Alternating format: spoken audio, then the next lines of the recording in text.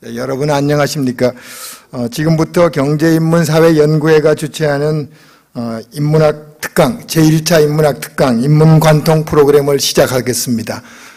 오늘 사회를 맡은 저는 경제인문사회연구회 인문정책특별위원회 위원장을 맡고 있고 현재 서울대학교 자유정보학부 교수로 있는 양일모입니다.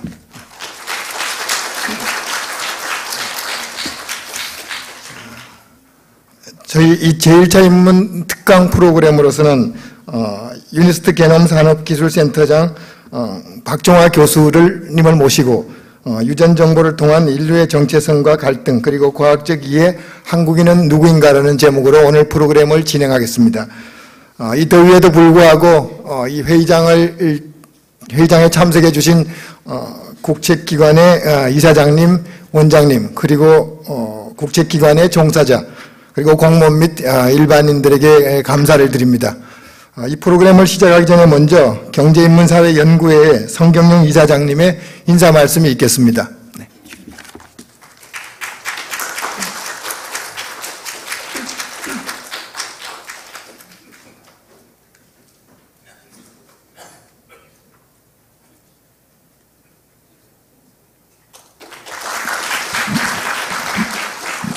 네, 반갑습니다.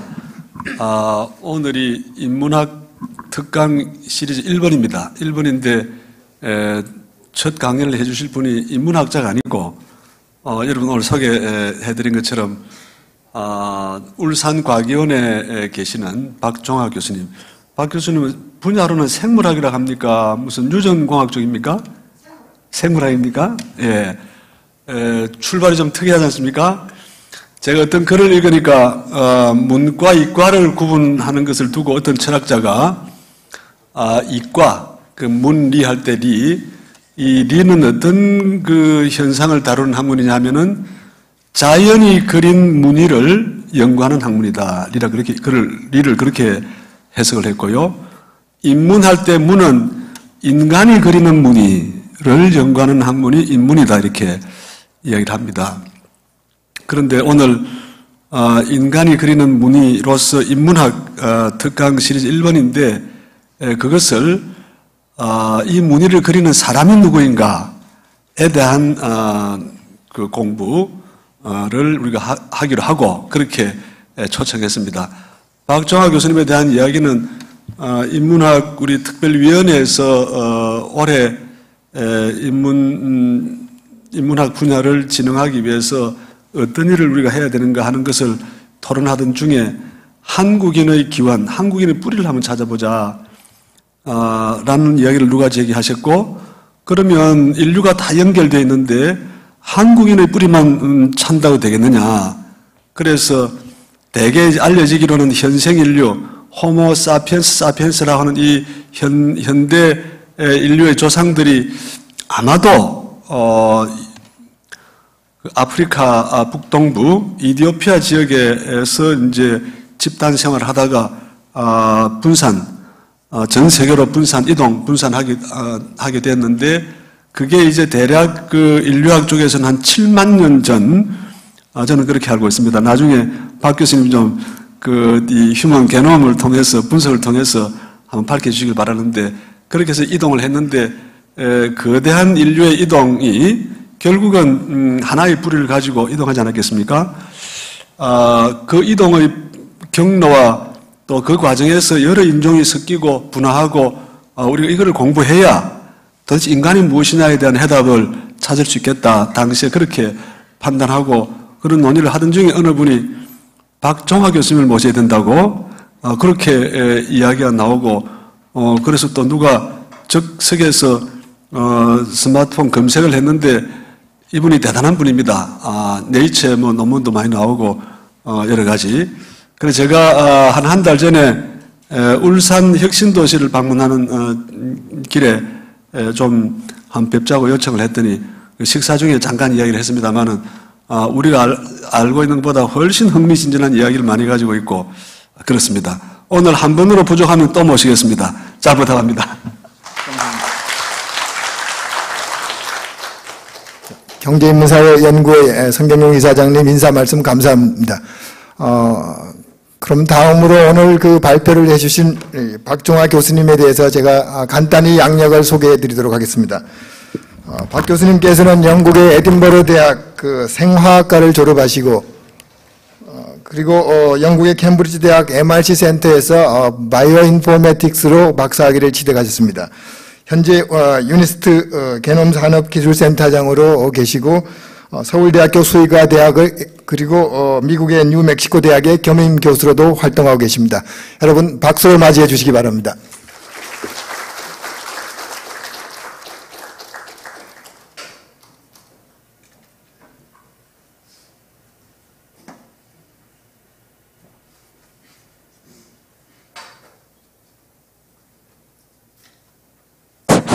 예. 이 자리에 오게 돼서 진심으로 영광스럽게 생각하고 초대해 주신 분들한테 정말 감사합니다. 예. 제가 인문 이런 쪽으로 강의를 하는 경우가 아주 드물어서 이게 오면서도 걱정을 많이 했습니다. 그래서 이게 제가 잘 할지 모르겠는데 예. 그 주제는 오늘 한국인이 누구인가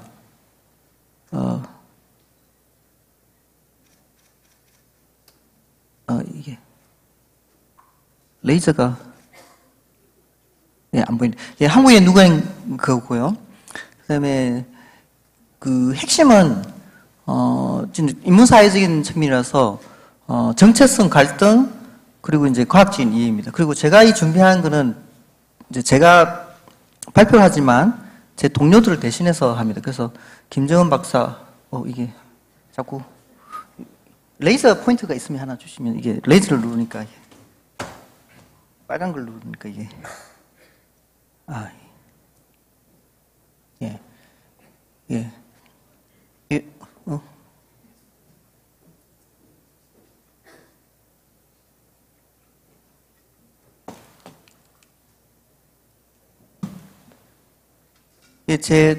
제 동료들이 주로 한 거고요. 제가 대표로 발표를 많이 하는데 저는 솔직히 별로 하는 일이 없습니다, 요즘. 그래서 제 동료들이 주로 하고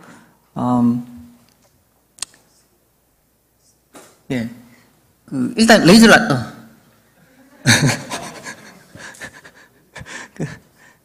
그 다음 슬라이드는 감사말입니다. 그래서 제가 감사드리고 싶은 게 저는 과학자들한테 항상 감사를 합니다. 어쨌거나 우리가 알고 있는 인문사회, 철학 모든 거의 핵심이 과학 데이터에 기반해서 나오는 거고요. 그래서 이제 과학자들한테 항상 감사드리고 그 다음으로 또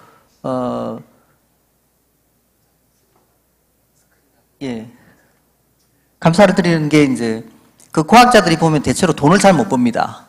그래서 직장에 이제 가만히 이제 연구실에 앉아서 돈을 못 벌기 때문에 이제 먹여 살리는 그 국민 납세자들 진심으로 감사드리고요. 그다음에 그 납세자들 세금을 모아서 잘 이렇게 나눠주시는 분, 그 공무원들이죠. 그래서 제가 공무원들한테 진심으로 감사. 그래서 제가 가끔 반 농담으로 이런 말을 합니다. 제가 공무원들한테 가면 굉장히 친절하고 이렇게 막 이렇게 웃으면서 잘 대하는데 그 이유가 연구비를 좀 더 달라고 그게 전혀 아니고. 우리나라 공무원들이 결국에는 이 나라를 지키는 분들 애국자고요. 그 다음에 뭐 전쟁 상황이나 이게 뭐 나쁜 일이 벌어지면 제일 책임을 지시고요. 앞에 나가서 하시는 분, 진짜로 그렇게 생각합니다, 저는. 그래서 제가 가끔가다 공무원분들 이렇게 좀 이제 비판도 하지만 기본적으로 항상 거기에 대한 엄청난 존경심이 있고요. 그래서 저는 과학자들, 세금 내시는 분들, 그 다음에 공무원분들 다 진심으로 이제 감사드리고요.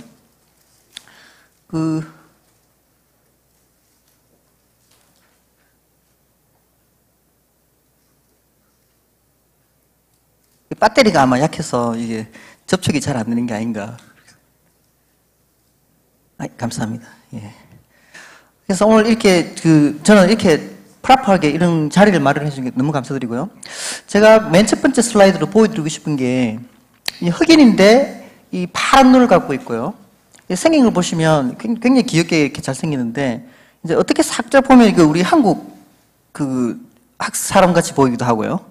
또 어떻게 보면 쌍쌍같이 보기도 하고 눈을 보면 이렇게 이제 약간 그렇기도 하고 이게 또 사라졌는데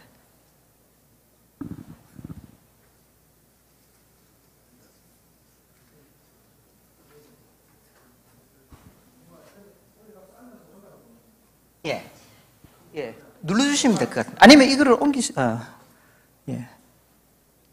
예. 예, 그래서 이게 제가 감사한 말이고, 다음 슬라이드. 예. 그 레이저 포인트 혹시 다른 거 있으시면 그 하나 보여주시면 이렇게, 이거 말고, 예. 이거는 약해서 안 되고요. 다른 걸 주시면. 그 다음에 이게 책임 한계 선언이고요. 사실 제가 발표하는 모든 내용은 여러분들이 필요하시면 언제든지 가져가시고 허락 없이 가져가시면 됩니다. 근데 저는 이 안에 제가 안 맞는 것도 남의 자료를 또 이렇게 넣은 것도 있기 때문에 그거는 저작권이 있을지도 모릅니다. 하지만 제가 만든 모든 것은 공짜입니다. 그래서 그렇게 하는 이유는 이 인간이 혁신하고 새로운 아이디어를 만드는 이 모든 게 기본 가장 소중한 가치가 저는 자유라고 생각합니다. 생각의 자유. 그래서 여기 있는 책임 한계 선언은 사실 제가 자꾸 제라고 하는데 제 게 아니고 우리 동료들 거고 또 어떻게 보면 여러분들 것이기도 합니다. 다음 슬라이드.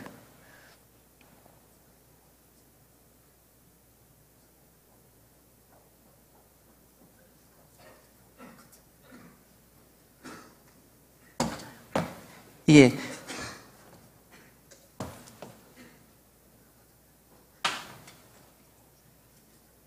제가 오늘 이제 오기 전에 우리나라 포털에 가서 이제 이 서치를 하면 미모나 뭐 이런 거 하면 우리나라에 굉장히 흔히 나오는 이게 있습니다. 우울한 미모. 이게 누군지도 모릅니다. 저는 김지훈 하는 이런 분 누구인데 우울한 미모 뭐 우울한 뒤태 뭐 이렇게 우울한 유전자 이런 말을 굉장히 많이 합니다. 한국 사람들이. 이 미에 대한 관심이 너무 많아가지고 화장도 성형도 많이 하고 하지만 이런 거에 대해서 뭔가 좀 특별히 우울하다. 한국에서는 세계 어디에도 없는 그런 여러분도 잘 모를 수도 있는데 뭐가 있냐면 아주 잘생긴 미인, 뭐 미남이 있고 이 등수가 있습니다. 우리나라에는. 그래서 이거를 줄을 세우는 그런 경향이 있습니다. 아시겠지만 우리나라 사람들 그런 경향이 있는데 이제 거기에 대해서 굉장히 이렇게 정확한 기준이 있고요. 그래서 누가 더 예쁘다 안 예쁘다 뭐 이렇게 굉장히 나옵니다. 다음 슬라이드. 예. 이건 이제 우리나라에서 이게 좀 특이하게 있을 수 있는 그런 거라서. 그러니까 이건 오늘 그래서 제가 어느 그 신문사에 들어가서 그냥 신문사의 연예계 이런 데 그냥 제가 그냥 랜덤으로 제가 일부러 찾은 게 아니고 거기 가서 그냥 본 겁니다. 보면 아시겠지만 여기서 벌써 뭐 예쁘다 뭐 자태가 어떻다 뭐 이런 식으로 해서 이런 식으로 뭐 미모 뭐 이런 식으로 해서 이게 신문을 보면 여러분 수도 없이 이 미모라든가 어떻게 생겼느냐 이게 끊임없는 비교 뭐 서양의 누구 영화배우가 어떻다는 이런 말을 엄청 듣는데 이게 굉장히 한국적인 겁니다. 외국 가면 이런 게 잘 없습니다. 이게 뭐 영국이나 미국 가면 이런 게 겨우 없고요. 뭐 다 이렇게 개성으로 자기 알아서 뭐 예쁘고 뭐 이런 거지. 근데 한국 가면 이게 굉장히 이런 게 있는데 이게 굉장히 재미있는 현상입니다. 어디서 이런 게 왔을까? 여러분 한번 고민을 해보십시오. 가만 생각해 보십시오. 이게 어디서인가? 뭐 이게 어릴 때부터 하도 수능에 줄 쓰다 그럴 수도 있는데 또 다른 이제 그거는 제가 이제 인트로덕션이고요. 잊어버리시면 되고 여러분들이 사람을 비교하거나 이해할 때 가장 크게 쓰는 그 파라미터가 주로 뇌의 크기입니다. 인간 하면 이제 뇌가 크고 그래서 수백 년 동안 특히 서구에서 지난 한 100년 넘어 비교를 했던 게 뭐냐면 뇌 크기와 지능 이런 걸 엄청난 연구를 했습니다. 그래서 1960년대까지 인류학 책이나 서구에서 쓴 걸 보면 수도 없습니다. 왜 뭐 중국 사람 서양 사람이 뇌가 이렇게 생겼고 용량이 어떻고 생긴 게 넓고 좁고 뭐 이게 파라미터 각이 어떻고 광대뼈가 어떻고 이런 거 엄청난 연구를 합니다. 보면 아시겠지만 이제 사람이 이 뇌 크기 이제 몸 크기에 비해서 브레인 웨이트 이런 거 있을 때 이제 뭐 고래 뭐 사자 뭐 이렇게 사람이 이 정도 되고요. 이제 이런 지표가 뭐냐면 진화의 경향성을 말하고 싶은 겁니다. 뭔가 진화할 때 우울한 뭔가 있어서 방향이 있다라고 말하고 싶어서 이런 걸 합니다. 그래서 이제 그런 연구가 굉장히 많았습니다. 그래서 이제 서구 문명에 좀 굉장히 이렇게 좀 가슴 아픈 일인데 어떻게 보면 서구 문명에 한 지난 100년 동안 뭐 그 이상의 연구의 주제는 이렇습니다. 사람을 비교하는데 결국 백인이 우울하답니다. 그게 주제입니다. 읽어보면 느낌이 나타나는 거예요.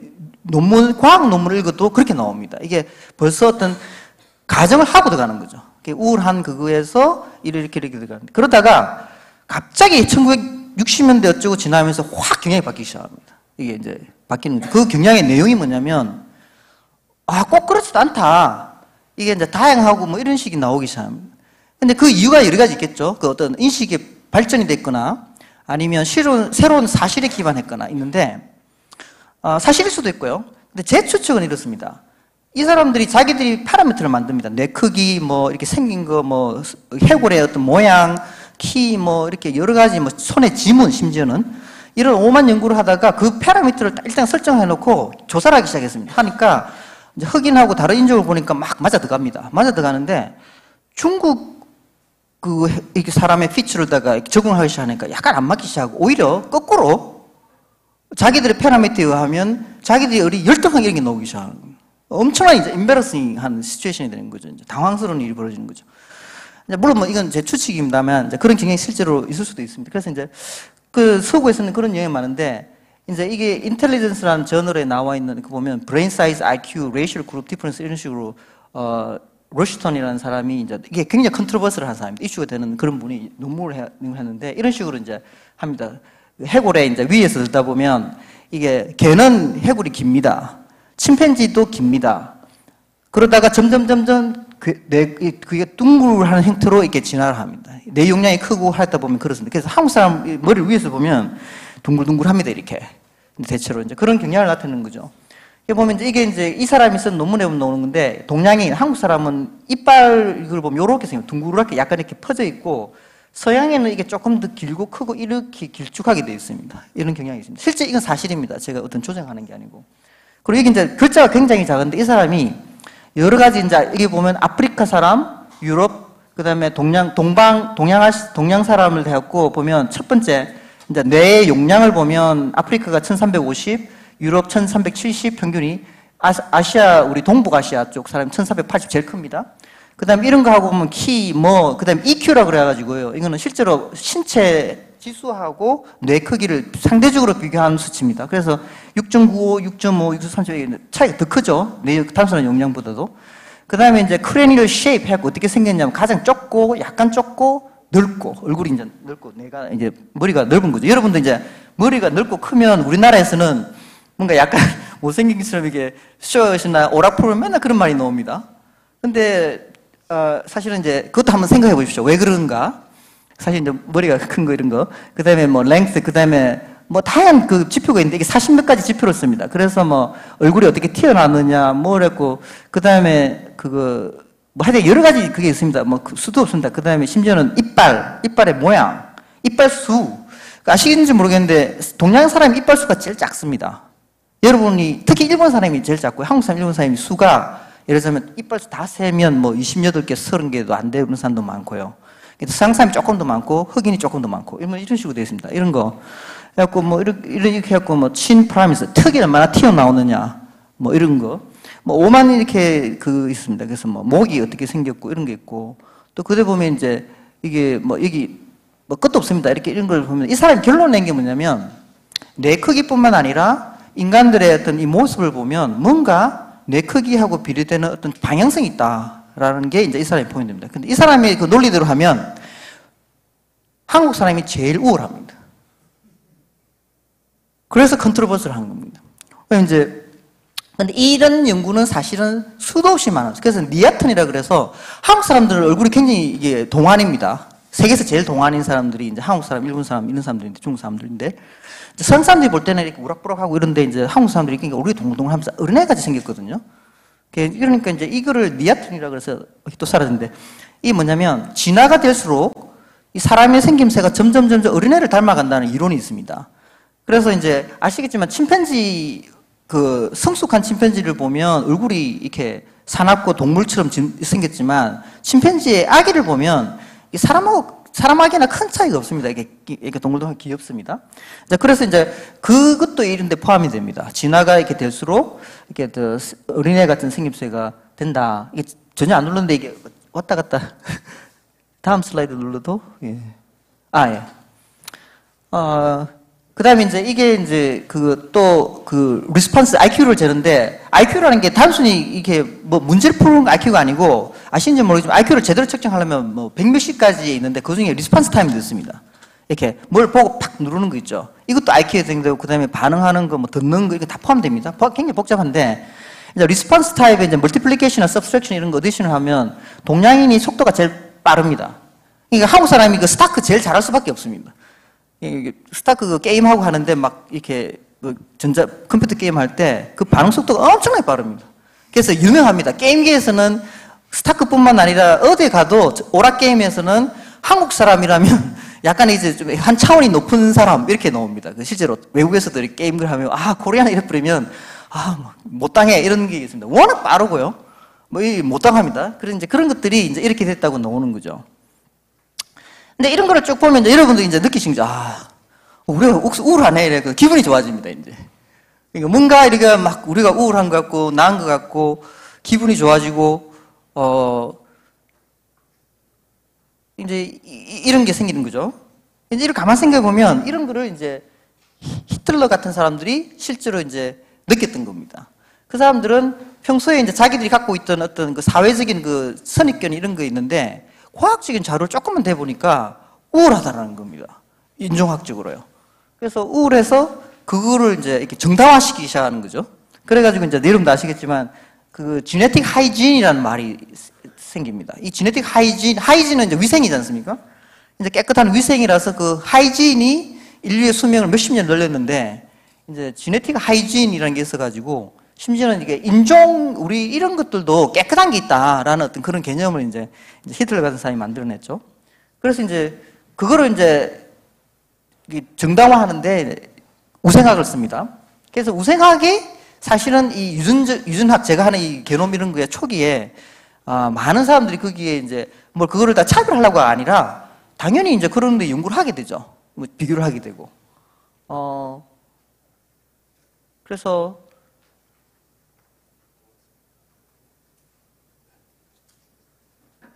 예.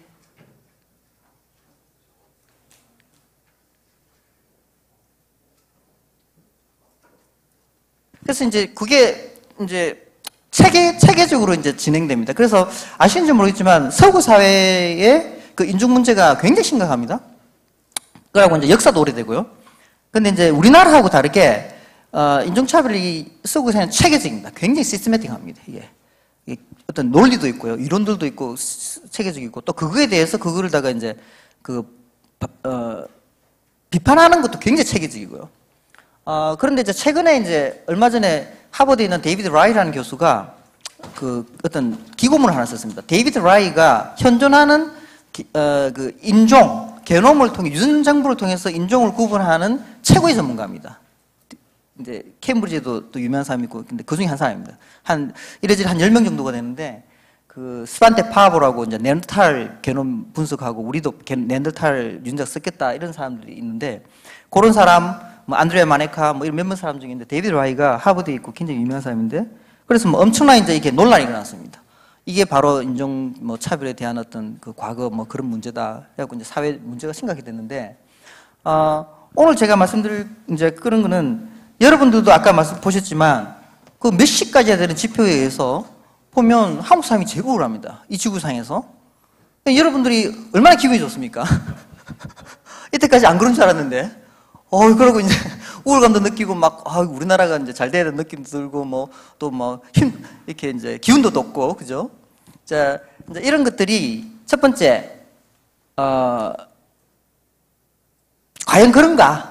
이제 과연 우울한가 아닌가? 이런 것에 대한 어떤 과학적인 것. 그 다음에 그 차이가 나는 거가 어떤 의미를 갖고 있는 건가? 그 다음에 그런 문제들을 이제 미래에, 어떻게 우리가 이해를 하고 다문화, 다인종 사회에 이제 적용해야 되는 게 이제 그게 제 내용입니다. 이제 그 자료를 보시면 대충 나와 있는데 제가 조금 추가했는데 큰 차이는 없고요. 그래서 제가 이제 죄송합니다. 이게 제 자료를 기억을 못해서 다음 슬라이드인지 기억이 안 나서. 예. 예. 감사합니다. 예. 그래서, 오케이. 있습니다. 그래서 이제 처음에 이제 정체성 문제로 넘어가겠습니다. 여러분도 어릴 때부터 정체성에 대해서 고민을 많이 하고 죽을 때까지 정체성 고민을 하죠. 그래서 이제 그 정체성인데 정체성을 하면 딱 두 가지로 보시면 됩니다. 쉽게 말하면. 하나는 유전적인 정체성이고요. 하나는 환경적인 겁니다. 여러분들은 지금 저하고 같이 한 시대에 살고 있는데 여러분들 지금 김씨, 이씨, 박씨 있는데 그러면 한 3, 4대 전에 여러분 할아버지하고 여러분하고 그 다음에 여러분이 성이 다른 저하고 누가 더 가까우냐라는 질문을 하면 이거 어떻게 답을 하시겠습니까? 한 3, 4대 내 할아버지하고 내가 더 닮았다. 이렇게 생각할 수 있죠. 제 생각에는 아닙니다. 여러분은 저하고 더 닮았습니다. 또 다르게 말하면 미국에 있는 흑인하고 여러분하고 얼마나 더 닮았느냐, 정체성이나 여러 가지 면에서 하고, 여러분, 500년 전에 여러분 할아버지, 조상하고 누가 닮았냐 하면 흑인하고 더 닮았다고 생각하는 게 제 생각입니다. 여러분의 친척은 흑인인 겁니다. 어떻게 보면. 500년 전에 조상이 아닌 겁니다. 그래서 이 말 잘못하다가는 그럼 제사 지내지 말라는 이렇게 막 얻어맞을 수도 있는데 한국에서는. 왜 그러냐면요. 여러분 500년 전에 여러분 할아버지 어떤 사람들이냐면 그야말로 완전히 사회, 신분, 계급 사회에 왕이 완전히 뭐 최고고 사상이 뭐 미신이든 종교든 뭐 유교든 뭐든 그런 걸 철저하게 믿고 있고 남녀 뭐 차별이 엄청나야 되고 뭐 노비가 있어야 되고 뭐 완전히 이런 완전히 다른 체계를 갖고 사는 분들인 거죠. 지금 그런 분하고 여러분이 앉았으면 아마 하루도 못 살걸요. 갈등이 생겨서. 근데 오히려 미국에 있는 흑인이나 백인이나 이런 사람들 만나고 하면 여기 잘 통하거든요. 싸이도 좋아하고 뭐 BTS도 서로 좋아하고. 맞는 거죠, 그냥 이게. 자, 그럼 이 두 사람이 도대체 누가 더 닮았냐? 정체성의 입장에서 보면요. 저는 이 옆에 있는 그 흑인이 훨씬 더 여러분한테 더 가까운 사람입니다. 그럼 그 유전적으로도 가까우냐? 그것도 이제 질문인데, 그것도 사실 간단하지 않습니다. 흑인하고 우리나라 분명히 다른데, 그러면 거리가 멀지 않나? 근데 그것도 간단한 문제가 아닙니다. 전문가 때 아는데, 그 어떻게 비교하냐에 따라가지고요. 제가 흑인하고 여러분이 더 가깝게 만들 수도 있습니다. 사실은. 어떻게 비교하느냐에 따라가지고. 파라미터 어떻게 쓰느냐에 따라고. 놀랍지만요. 실제로 가능합니다. 그래서 근데 상당히 상대적이다라는 걸 알고 계셔야 되고. 자, 그 다음에 이제 요거 하기 전에, 그럼 정체성에 대해서는 이제 제가 먼저 문제를 던졌고, 그 다음으로 이것보다 약간 더 늘리면, 그러면 개하고 사람하고 요새 이런 데 있어요. 한국에서는 가족보다 더 애완동물하고 더 가깝다. 가족은 부려도 애완동물은 못 부리겠다. 뭐 이런 거 있지 않습니까? 그죠? 그러면 애완동물, 개고양이하고 내하고 같은 생물로서 얼마나 가까운지 이것도 한번 생각해 보시면 생명이라는 뭔가에 대한 어떤 기본적인 이해를 하지 않고는 이런 것들이 사실은 간단한 답이 아닙니다. 요즘 보면 이제 개를 먹는다고 해서 난리가 나고요. 또 보신탕 못 먹게 한다고 또 난리가 나고 막 이것도 사회 갈등인데요. 이런 것들도 사실은 유전적인 거하고도 관계가 있습니다. 도대체 개와 내가 뭐냐? 얼마나 가까웠냐? 이런 것에 따라서 이 문제가 달라지지 않습니까? 그죠? 가족을, 가까운 사람을 어떻게, 이렇게 해를 줄 수는 없지 않습니까? 그죠? 근데 개가 가족인 겁니다. 자, 그럼 이게 이제 생명이라는 문제가 되는데, 거기 이제 나와 있지만, 제가 이제 자료를 다 조금 넣었는데, 이게 좀 몇 개 빠져서 좀 그렇게 하는데, 그 생명 현상의 이제 핵심은 여기 보면, 유전 정보가 어디 있냐, 거기 보면 세포가 있고, 핵이 있고, DNA가 있는데, 이때까지 제가 생물학 역사를다가 압축하게 빨리 말씀드리면 200년 전에 생물학은 뭐냐면 박물관학이었습니다. 다윈 같은 사람이 쫓아다니면서 화석을 모으는 겁니다. 그게 생물학입니다. 진짜로. 그래서 그때는 바이올로지란 말이 없었고요. 내추럴 히스토리라고 그랬습니다. 자연 역사학이라고 그랬습니다. 실제로 생물학 이름이 그렇습니다. 제가 거짓말 아니고 진짜 그랬습니다. 그때는 생물학 말 없었습니다. 그러다가 그게 좀 지나가지고 나중에 DNA가 어떻고 저떻고 이런 게 막 나오기 시작했습니다. 그러니까 사람들이 생물은 화학이다. 화학물질이다 이래 됐습니다, 이제. 그래서 생화학이 생기고, 화학이 생기고, 그게 이제 한 100년 전입니다. 한참 하다 보니까 이제 화학 구조고 나오고, 단백질 구조고 나오니까 사람들, 역시 구조지. 구조에서 3차원 구조에서 뭔가 다 결정돼. 하다가, 50년대, 60년대 들어오기 시작하면서, 가만 보기 시작하니까, DNA 이렇게 나오고 하다가 가만 생각해보니까 70년 넘어오면서 보니까 생명이, 이게 유전자라는 뭐가 있어갖고, 유전자에 그거나 유전공학이 생깁니다. 그래서 우리 생물학의 가장 대표적인 학문이 사실 유전학입니다. 결국에는 다윈 진화론까지 포함해가지고 유전학에다가 그러다가 인터넷이 툭 나왔네요. 90년대 인터넷 딱 나오고 나서 생물학이 완전히 정의가 바뀌어버리기 시작합니다. 나하고 가만 보니까 유전자도 좋고 진화도 좋고 화석도 잘 좋은데 알고 보니 전부 다 정보 처리라는 걸 깨닫기 시작합니다. 알고 보니 빅데이터인 겁니다. 그냥 우리가 뭐냐, 사람이 뭐냐, 개념이 뭐냐 알고 보니까 해보니 그냥 서열 그냥 빅데이터인 겁니다. 그래서 요즘은 생물학이 인포메이션 사이언스입니다. 정보학입니다. 제가 하는 게 아니고 저명하는 학자들 다른 사람도 그렇게 하고요. 그래서 그 이제 페이지를 보시면 게놈 해갖고 보면 게놈이 뭐냐 이랬는데 딱 보니 그냥 ATGC 서열 쭉 적어놔지 않습니까? 실제로 이게 게놈입니다. 그냥 서열인 겁니다. 정보인 겁니다. 그래서 우리가 뭐냐면 길다란 순서가 있는 스위치, 그 ATGC라는 그 하나의 스위치들의 합입니다. 그냥 길게. 그래서 길게 그 스위치들인 합인데 그 스위치들을 갖고 와서요. 서열들이죠. 서열들을 갖고 이래저래 비교를 합니다. 비교를 하면 흑인하고 저하고 우리 조상하고 뭐 침판지하고 고릴라 차이가 극명하게 정확한 수치로 나옵니다. 이게. 물론 파라미터에 따라서 우리가 바꿀 수도 있는데 최소한 그렇게 해서 나온 값은 정확합니다. 아주 정확하게 나옵니다. 이거는 우리가 보고 닮았네 이런 게 아니고 수치로 떨어지게 나오는 거죠. 드디어 생물학이 과학이 되기 시작한 겁니다. 게놈이 나오기 전까지는 좀 과장해서 말하면 생물학은 과학이 아니고 인문사회학이었습니다.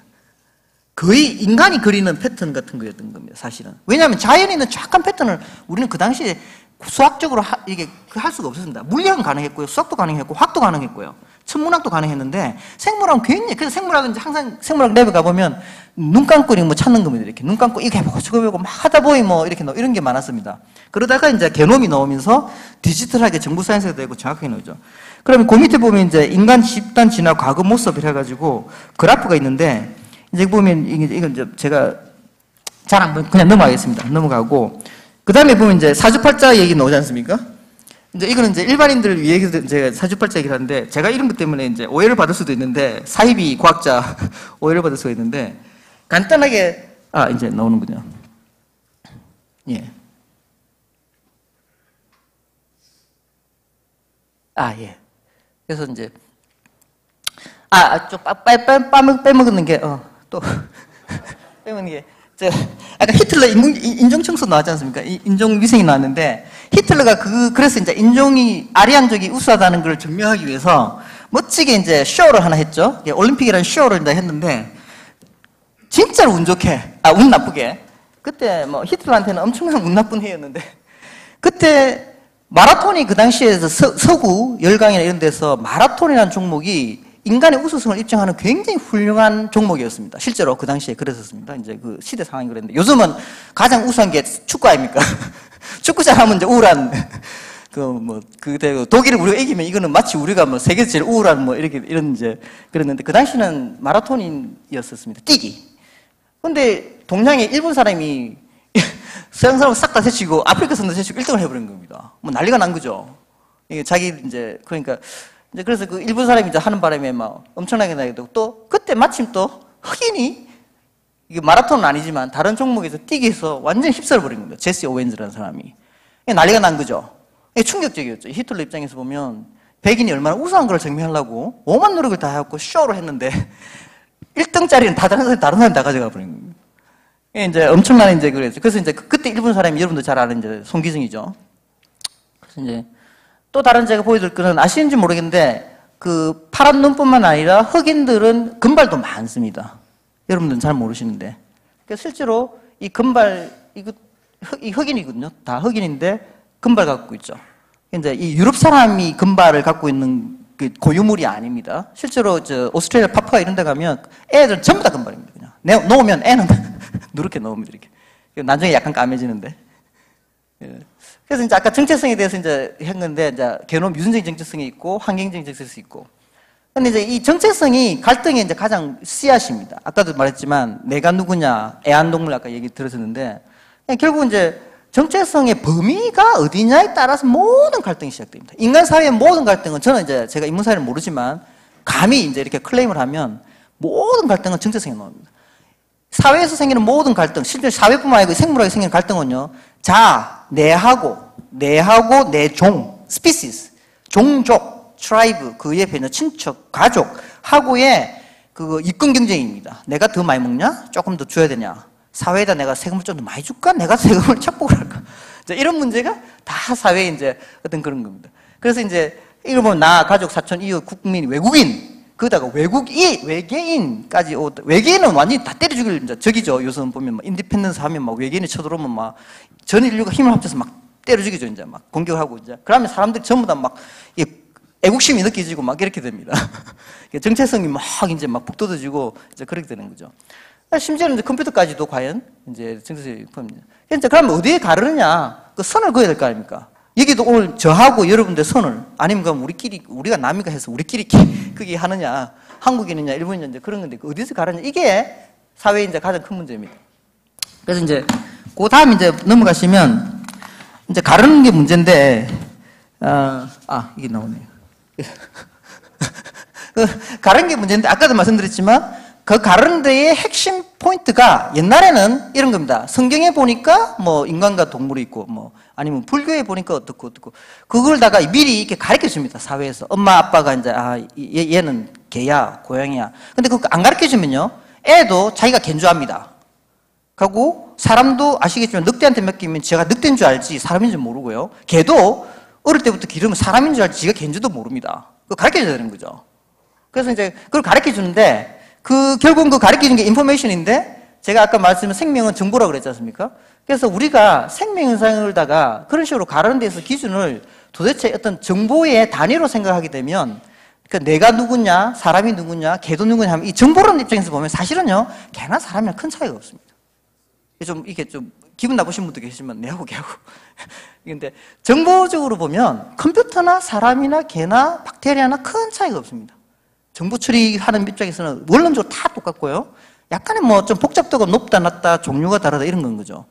그러니까 어떻게 보면 동질성이 있는 거죠. 그래서 조금 더 우리가 이 정의를 넓히면 이런 것들도 가르는 데 있어서 굳이 이게 특별한 게 아니다라는 걸 좀 아셔야 되고요. 이게 넘어가겠습니다. 그래서 넘어가고 이제 사주팔자 얘기해놨는데 이제 사주팔자 이런 거 이제 그 개놈에 대해서 이해를 하기 위해서 하는데 생년월일시 8자만 주면 예측을 하죠. 내가 누구냐 정체성을 주지 않습니까? 당신은 의사 될 거라고.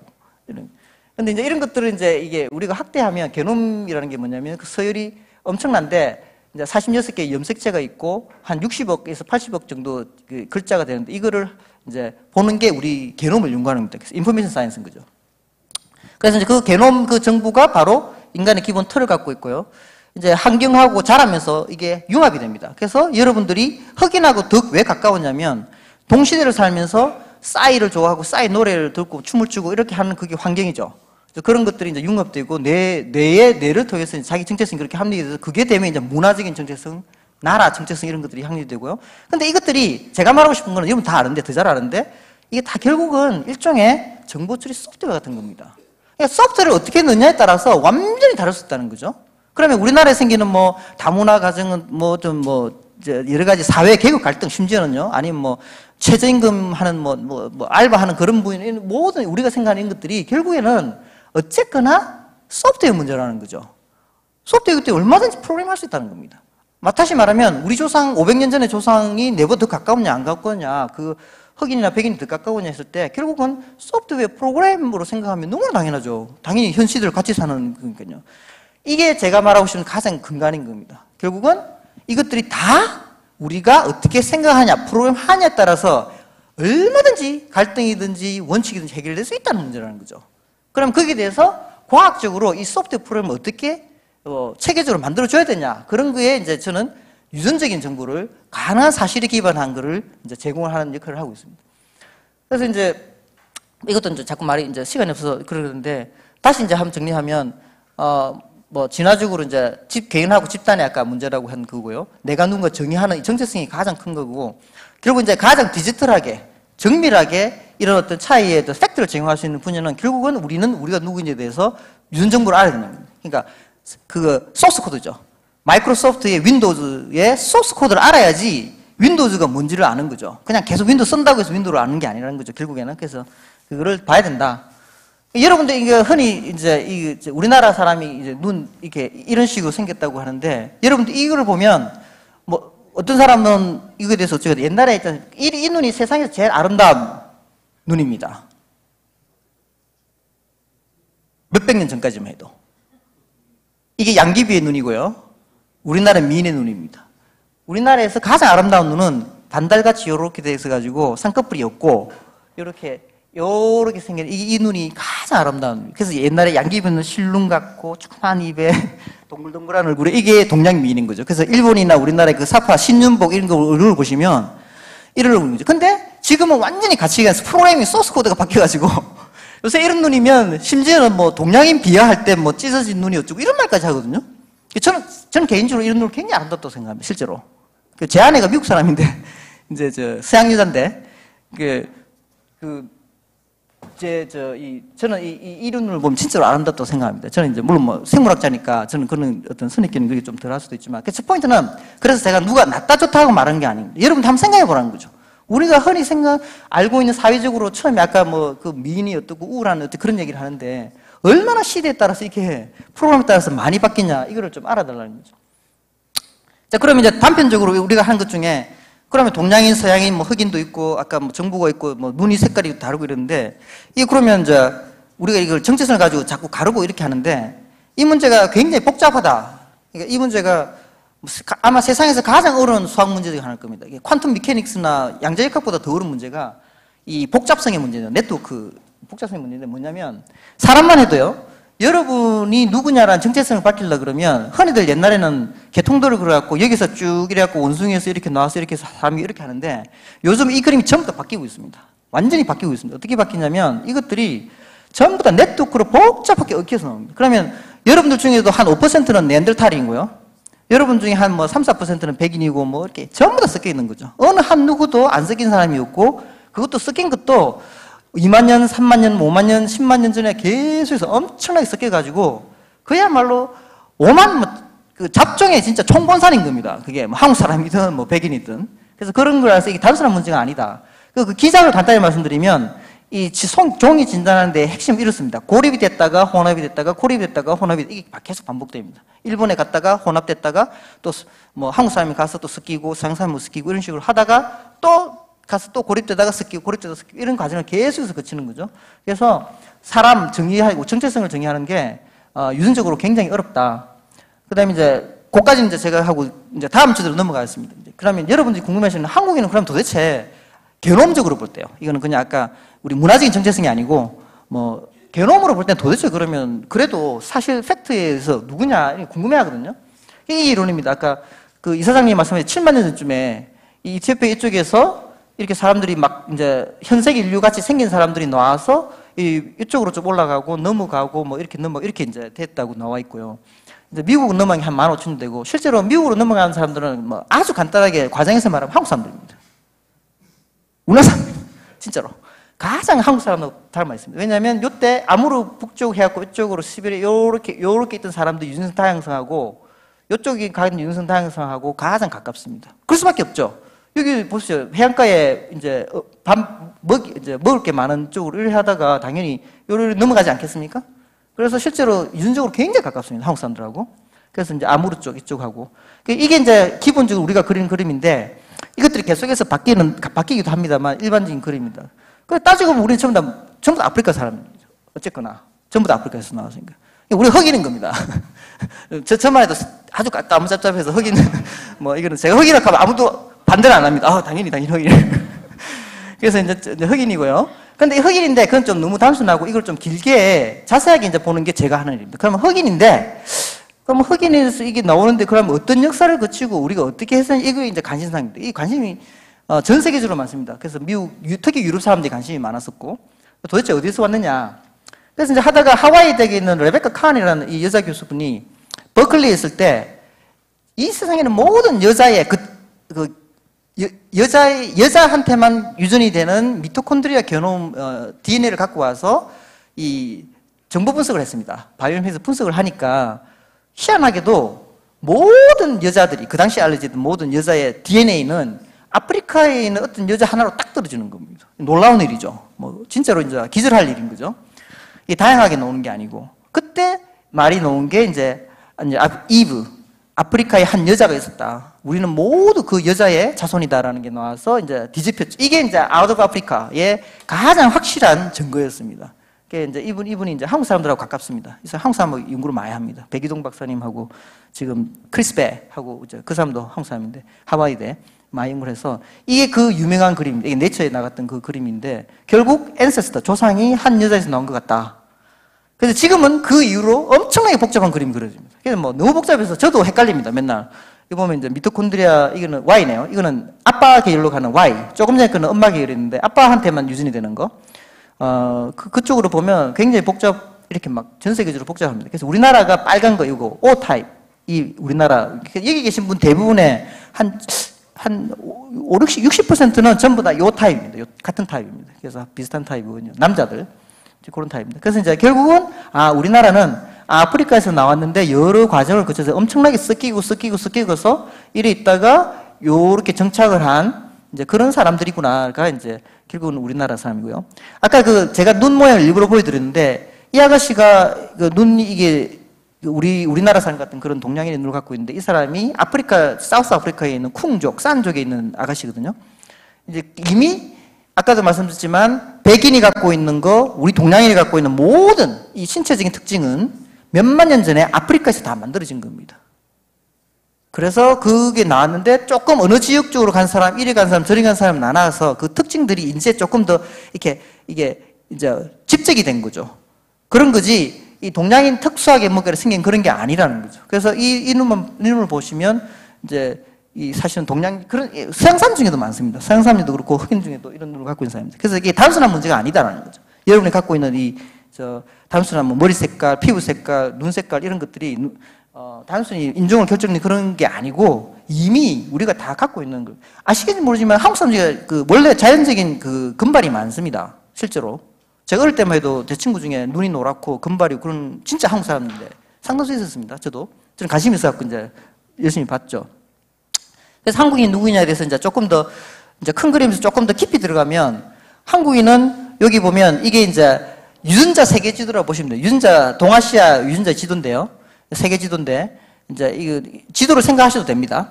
하시면 여기 이제 한국하고 일본이 거의 겹쳐서 이렇게 나옵니다. 한국 사람하고 일본 사람은 너무 비슷해가지고 뗄래야 뗄 수도 없습니다. 이거는 항상 이렇게 모입니다. 근데 이렇게 모이는 거는 웬만한 다른 나라에 비하면 이거는 그냥 같은 동네 아줌마들입니다. 예를 들자면 이 북아시아 이렇게 시베리아만 해도 같이 생긴 것도 비슷하고 언어도 비슷한 그런 사람들이 이렇게 큰 그룹을 형성합니다. 예를 들자면 싱갈레이즈, 인도만 해도 다 생긴 것도 비슷한데 이렇게 큰 그룹을 형성하고요. 터키 사람도 이렇게 큰 그룹을 형성하는데 한국하고 일본은 이렇게 형성이 됩니다. 그래서 한국 사람과 일본 사람은 진짜로 이렇게 비슷한 사람도 있고 그 중국 사람, 타일랜드 사람, 그다음에 말레이시아 사람들, 그다음에 이제 그 근처에 있는 소수민족들이 이렇게 엉켜져 있습니다. 엉켜져 있고 한국 이쪽으로 나와 있고 북아시아, 시베리아 쪽 이렇게 넘어가 있고 이쪽 넘어가면 이제 아메리카 인디언이 나옵니다. 그래서 그 그림을 이제 결론적으로 그리면 이렇습니다. 옛날에 몇만 년 전, 7만 년, 8만 년, 또 그 전에도 20만 년 전부터 계속 조금씩 나왔습니다만, 큰 흐름이 하나 이제 나와서 인도를 거쳐서 이렇게 오다가 이쪽에서 모입니다. 이쪽에서 모여서 밑으로 가기도 하고, 위로 가기도 하고, 옆으로 가기도 하는 이긴데, 순달랜드라는데, 여기서 한 몇만 년 동안 여기서 엄청난 그룹을 형성을 합니다. 이게 갖고 이제 한마디로 이제 멜팅팟이죠. 용광로죠. 용광로에서 지속적으로 이 빙하기가 왔다 갔다 할 때, 온도가 좀 좋으면 올라갑니다. 올라가고 좀 추우면 좀 내려오고 올라갔다 내려갔다 해수면이 오르락내리락 하니까요. 이게 요 하얀 선 요쪽을 이 해수면이 다 이게 옛날에 다 붙어 있었거든요. 일본하고도 붙어 있었고 타이완도 붙어 있었고 이렇게 다 붙어 있고 타이완 요쪽하고 이게 다 한국 연결돼 있었던 거죠. 그럼 그 당시에는 이제 사람들이 이렇게 올라갔겠죠. 이렇게 이런 식으로 갔었겠죠. 이렇게 넘어가고. 그러니까 수만 년에 걸쳐서 계속해서 수천 년 사이에 어떤 사이클을 반복하면서 오락내락 하는 과정에서 보십시오. 올라갈 때 또 기존에 남아있던 사람하고 또 섞이고 또 다시 이제 그거 하다 섞이다가 안 섞이다가 심지어는 이 과정에서 유럽까지 넘어갔습니다. 그래서 이제 우리나라 사람들은 아직까지도 서양 사람들이 주로 연구를 하다 보니까 서구 사람들이 이런 걸 인정하기 싫어합니다. 싫어하는데 사실은 이미 몇만 년 전에 그 한국 쪽, 동아시아 쪽 사람들이 유럽을 넘어가서 에스토니아, 핀란드 이런 데까지 다 사실 다 넘어가서 이제 고고학적으로 캐면 그 당시 사람들, 페르시아까지도 3,500년 전에 이제 미를 캐보니까 동양인께 나옵니다. 이제 유럽인들이 폭발적으로 그거 하기 전에 과학기술로 폭발적으로 이렇게 늘치고 막 로마나 이런 데 하기 전에 수만 년 전부터 남미도 가고 유럽도 가고 그래서 북극은 이미 이제 아시겠지만 에스키모들 다 이제 그런 거죠. 한국 사람에게는. 그래서 그렇게 된 이유는 제 생각에 아마 이제 이 당시 이제 굉장히 풍부한 이쪽에서 엄청난 이제 그 인구가 늘어났고요. 늘어나다 보니 올라가고 또 과학기술적으로 농경이나 이런 것들이 계속해서 이제 이쪽으로 인구가 많이 발달돼서 그래서 그림은 이렇습니다. 넘어와서 이쪽을 중심으로 올라가서 이쪽으로 넘어가서 이렇게 넘어가고 이쪽으로 넘어가고 이쪽으로 넘어가고. 그러면 이게 뭘 말하냐면 여러분들 이때까지 여기 계신 분들 북방계 남방계 말을 수도 없이 들었을 겁니다. 그래서 이렇게 생기면 북방계고 나는 남방계 같아 뭐 좀 눈썹이 어떠고 이런 말 들었는데 결론적으로 말하면 그게 허상입니다. 북방계는 없습니다. 전부 다 남방계입니다. 우리나라 사람들은. 그래서 여기 온 사람들이 조금 일찍 올라간 남방계냐 뒤에 간 남방계냐. 그래서 우리 지금 현재 한국 사람들은 조금 더 뒤에 올라온 농경사회에 폭발적으로 베트남부터 시작해 올라온 사람들이 줄을 이루고 있는 게 이제 우리가 과학적으로 밝혀진 거죠. 게놈을 다가 분석을 해보면 그렇게 나옵니다. 그래서 재밌게도 나중에 제가 또 한 번 다시 설명드리지만 타이완이나 베트남하고 한국 사람이 굉장히 가깝습니다. 그래서 그 연구를 제가 이제 2009년도에 2,000개의 이제 인간 샘플을 가지고 우리 아시아에 있는 다른 동료들하고 같이 이제 참여를 해서 이렇게 샘플을 모아가지고요. 보르네오, 파푸아뉴기니아 이런 데 다 엄청나게 많이 모아서 게놈 분석을 합니다. 그때는 이제 게놈까지는 아니고 이제 5만 개의 유전자 포인트를 갖고 이제 해가지고 하니까 크게 전 세계에 6개의 큰 인종 그룹이 나뉘고요. 아프리카 사람, 유럽 사람, 오시아니아 사람, 이게 파푸아뉴기니아 쪽, 그 다음에 니그리토라 그래갖고 여러분들은 잘 모를 겁니다. 니그리토라는 특수한 그룹이 있습니다. 이게 동남아시아에 있는 흑인 그룹입니다. 키가 작고 머리가 꼬실꼬실하고 흑인같이 생겼습니다. 니그리토라는 그룹이 있고 그 다음에 이제 중국, 한국 사람 포함한 이스트에이션, 동아시아 사람이 있고 넘어간 또 이제 동아시아 계열의 이제 아메리카, 인디안, 요 크게 이런 식으로 이제 전 세계 그룹입니다. 이게 세계 인종이 아니죠, 사실은. 세계 인종이 아니고 훨씬 더 복잡합니다. 근데 이제 눈에 보이는 겁니다. 피부 색깔 세 개로 나눈 거지. 인종이라는 개념은 의미가 없고요. 근데 그게 보니까 언어, 우리가 쓰는 언어하고 문화적인 거죠. 문화적인 거하고 유전적인 거하고 굉장히 일치가 됩니다. 언어를 어떤 거 쓰냐에 따라 상당히 일치도가 있다는 거죠. 완벽하진 않지만. 그래서 이제 그때 이제 우리가 연구를 한 걸 때 이제 미스터리가 뭐냐면 까발리 스포즈라는 사람이 이렇게 했거든요. 한국 사람을 보니까 피부도 희고 크고 생긴 게 약간 서양 사람같이 생겨가지고 이게 북방계 유럽 쪽에 중앙아시아에 간 사람들하고 남방계 중국 사람들하고 섞여가지고 그래서 한국 사람, 일본 사람이 된 것 같다라고 이제 썰을 풀었습니다. 옛날에. 그래서 옛날부터 우리들 이슈가 된 게 뭐냐면 그러면 그 유럽 사람하고 유럽인하고 한국 사람이 먼저 갈라지고 나서 그 다음에 한국 사람에서 또 뭐 베트남 이렇게 갈라진 건지 뭐 이런 여러 가지 이제 썰들이 있었습니다. 근데 이걸 이제 생략을 했는데 결론적으로 우리들이 보니까 어떤 그림이 맞냐면 예를 들자면 옛날에 원시 우리 조상이 있었는데 이 아프리카하고 아까 그 키 작다는 니그리토라는 이 사람이 니그리토거든요. 동남아시아에 있는 니그리토하고 먼저 갈라지고 아시아 사람하고 유럽 사람이 뒤에 피부도 희고 이런 사람들이 갈라졌을 거다. 이런 이론이 있었고요. 그 다음에 그게 아니고 아프리카 사람이 아프리카 쪽이 먼저 갈라져 나가고, 그 다음에 니그리토가 또 거기서 또 한 주지로 또 갈라져 나가고, 그 다음에 유럽하고 아시아가 갈라져 났다. 뭐 이거 보면 상당히 뭐 말이 되는 것 같죠? 생긴 거, 지금 거 보면. 근데 우리가 해보니까 그게 아니고 이렇습니다. 옛날에 아프리카가 먼저 이렇게 벌어지고요. 그 다음에 니그리토 같은 이 사람들이, 아시아 쪽, 여기 쪽으로 갈라지고 유럽 사람 이렇게 갈라진 겁니다. 다르게 말하면 유럽 사람들보다는 우리가 이쪽 흑인이 더 가까운 겁니다. 근데 여러분들 이제 그 싸이하고 이 원빈 이 두 사람을 보면 여러분들이 싸이는 못생겼고 원빈은 잘생겼다고 합니다. 저는 반대합니다. 거기에 대해서. 저는 동의하지 않습니다. 그 이유가 뭐냐면 두 가지인데요. 첫 번째, 아까도 말씀드렸지만 이 얼굴이 조선시대 얼굴은 굉장히 잘생긴 얼굴이었을 겁니다. 얼굴이 크고 보름달같이 둥글둥글하면서 이게 눈이 이렇게 멋지게 이렇게 생기고, 그죠? 이게 얼마나 이렇게 잘생긴 큰 얼굴이. 원빈 얼굴은 뭔가 이렇게 막 이렇게 울둑불둑하고 깊이 들어가고 눈이 붓기도 하고 막 코가 너무 높고 이제 이렇게 할 수 있는 거죠. 그러니까 이제 그거는 주관적인 사회적 기준에 따라서 첫 번째. 두 번째, 또 다른 이유는 뭐냐면 이 두 사람이 여러분들은 굉장히 다르게 보이지 않습니까? 저한테는 거의 똑같이 보입니다. 왜냐하면 이 두 사람이 실제로 윤적으로 가까울 뿐만 아니라 제가 맘만 먹으면 이 얼굴을 이렇게 만들 수가 있습니다. 이 얼굴도 이렇게 만들 수 있고요. 안 믿기시겠지만. 어릴 때 여러분들이 태어나면 한 몇 개월 안에 이 골격이 형성이 되는데 우리나라 사람 뼈가 얇습니다.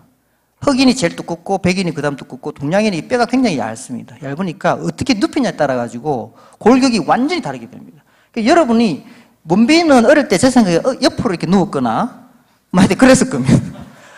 이 사람은 양반집에 태어나가지고 반듯하게 눕혀가지고 찰보리 벽에 거기다 딱 해갖고 할매가 머리 넓적하게 되도록 일부러 꼭꼭 눌러가지고 이렇게 만든 겁니다. 뭐냐면 이 두 사람의 유전 차이가 커 보이지만 실질적으로 아주 작고요.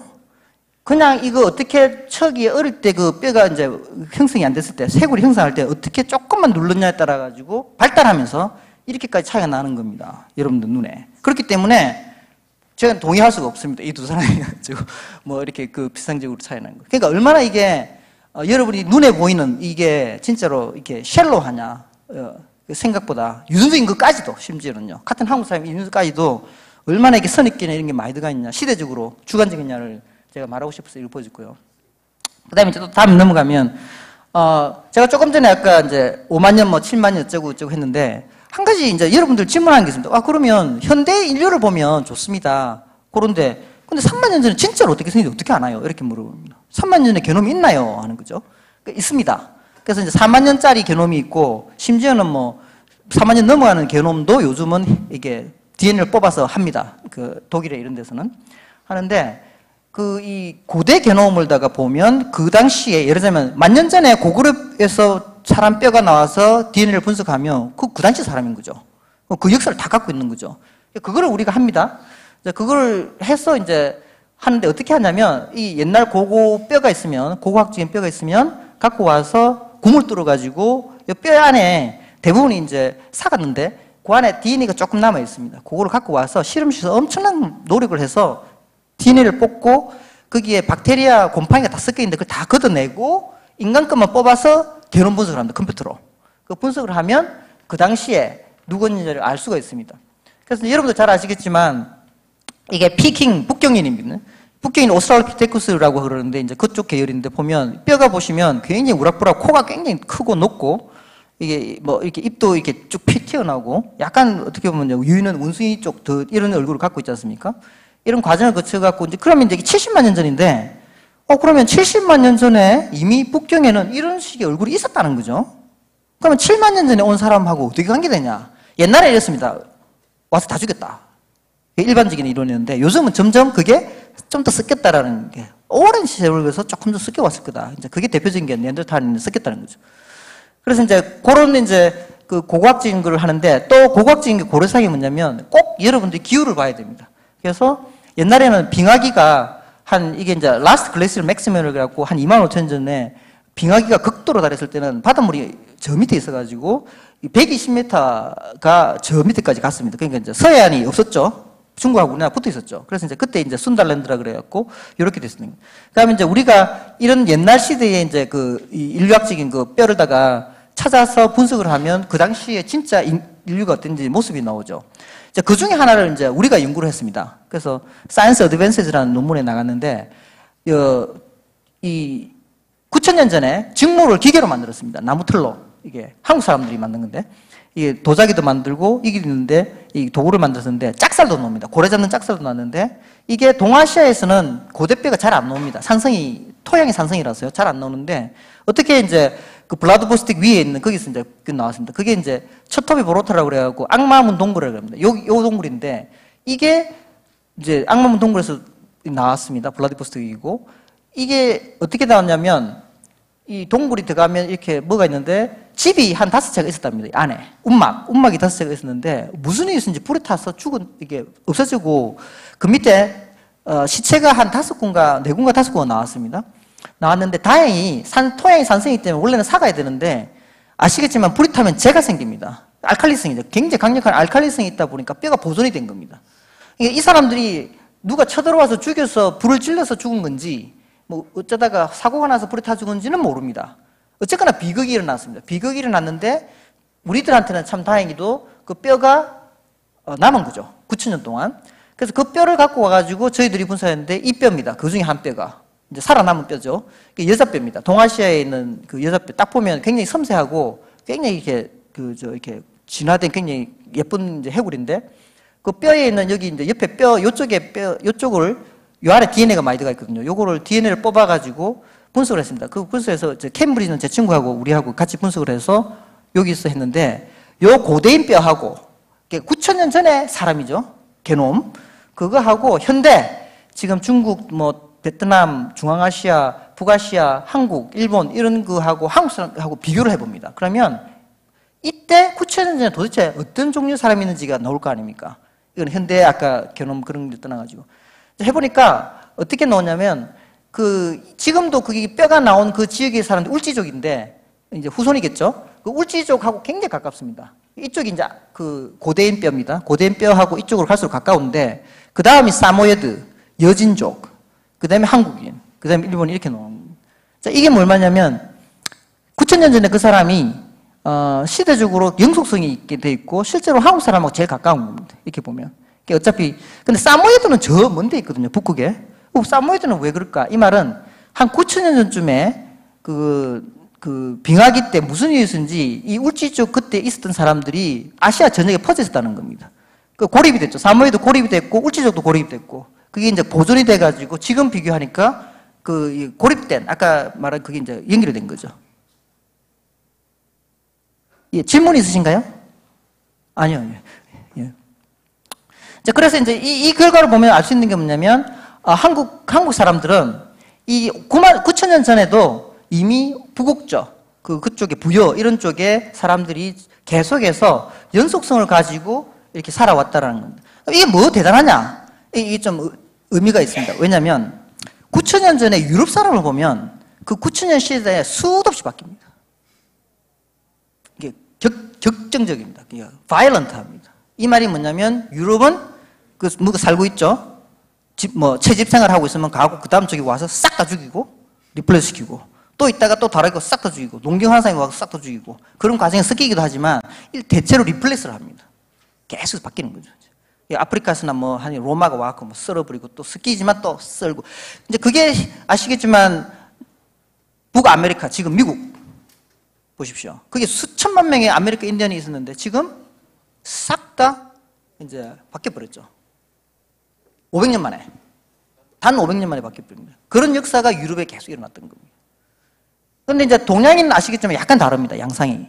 그 가면 기술은 넘어가는데 사람이 잘 바뀌지 않습니다. 그러니까 10,000년 전이나 30,000년 전에 중국이나 지금이나 큰 차이가 없을 거라는 게 제 예측입니다. 이게 뭐냐면 뭔가 이게 인구 확산의 모드가 다르다는 겁니다. 이게 문화적인 양상이 다르죠. 그러니까 지금 이제 인종 갈등 문제가 보면 사실 이게도 유전적인 것도 약간이 있는 거죠. 그러니까 유럽이나 이쪽은 뭐든지 가면 좀 이렇게 리플레이스 시키는 그런 경향이 있다고 이게 약간 좀 이것도 증명이 돼야 되지만 그런 가설이 제가 말하면 동양은 약간 더 평화적으로 가서 융합한 그런 스타일입니다. 계속해서 이렇게 번져나가고 하고 아시겠지만 중국이라는 나라가 침략하면 조금 좀 받치면 봐줍니다. 대체로. 그죠? 약간 그런 스타일이죠. 그죠? 그러니까 정치 문화 이게 약간 다릅니다. 약간 더 이렇게 그런 식으로 가죠.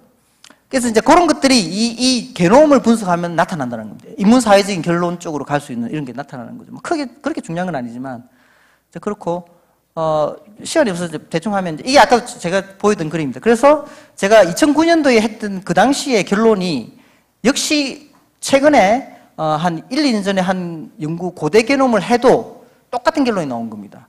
이 남반계에 있던 사람들이 베트남 이런 쪽에 큰 그룹을 형성해서 지속적으로 조금씩 오르나고 이렇게 계속 섞이는 오르락내리락 섞이는 그 과정이 수만 년 동안 있어 왔고 9,000년 전에도 실제로 이게 확 바뀐다든 그런 게 아니라 계속 점진적으로 올라가는데 지금의 한국인은 아시겠지만 베트남계, 이제 남반계가 거의 60, 70%입니다.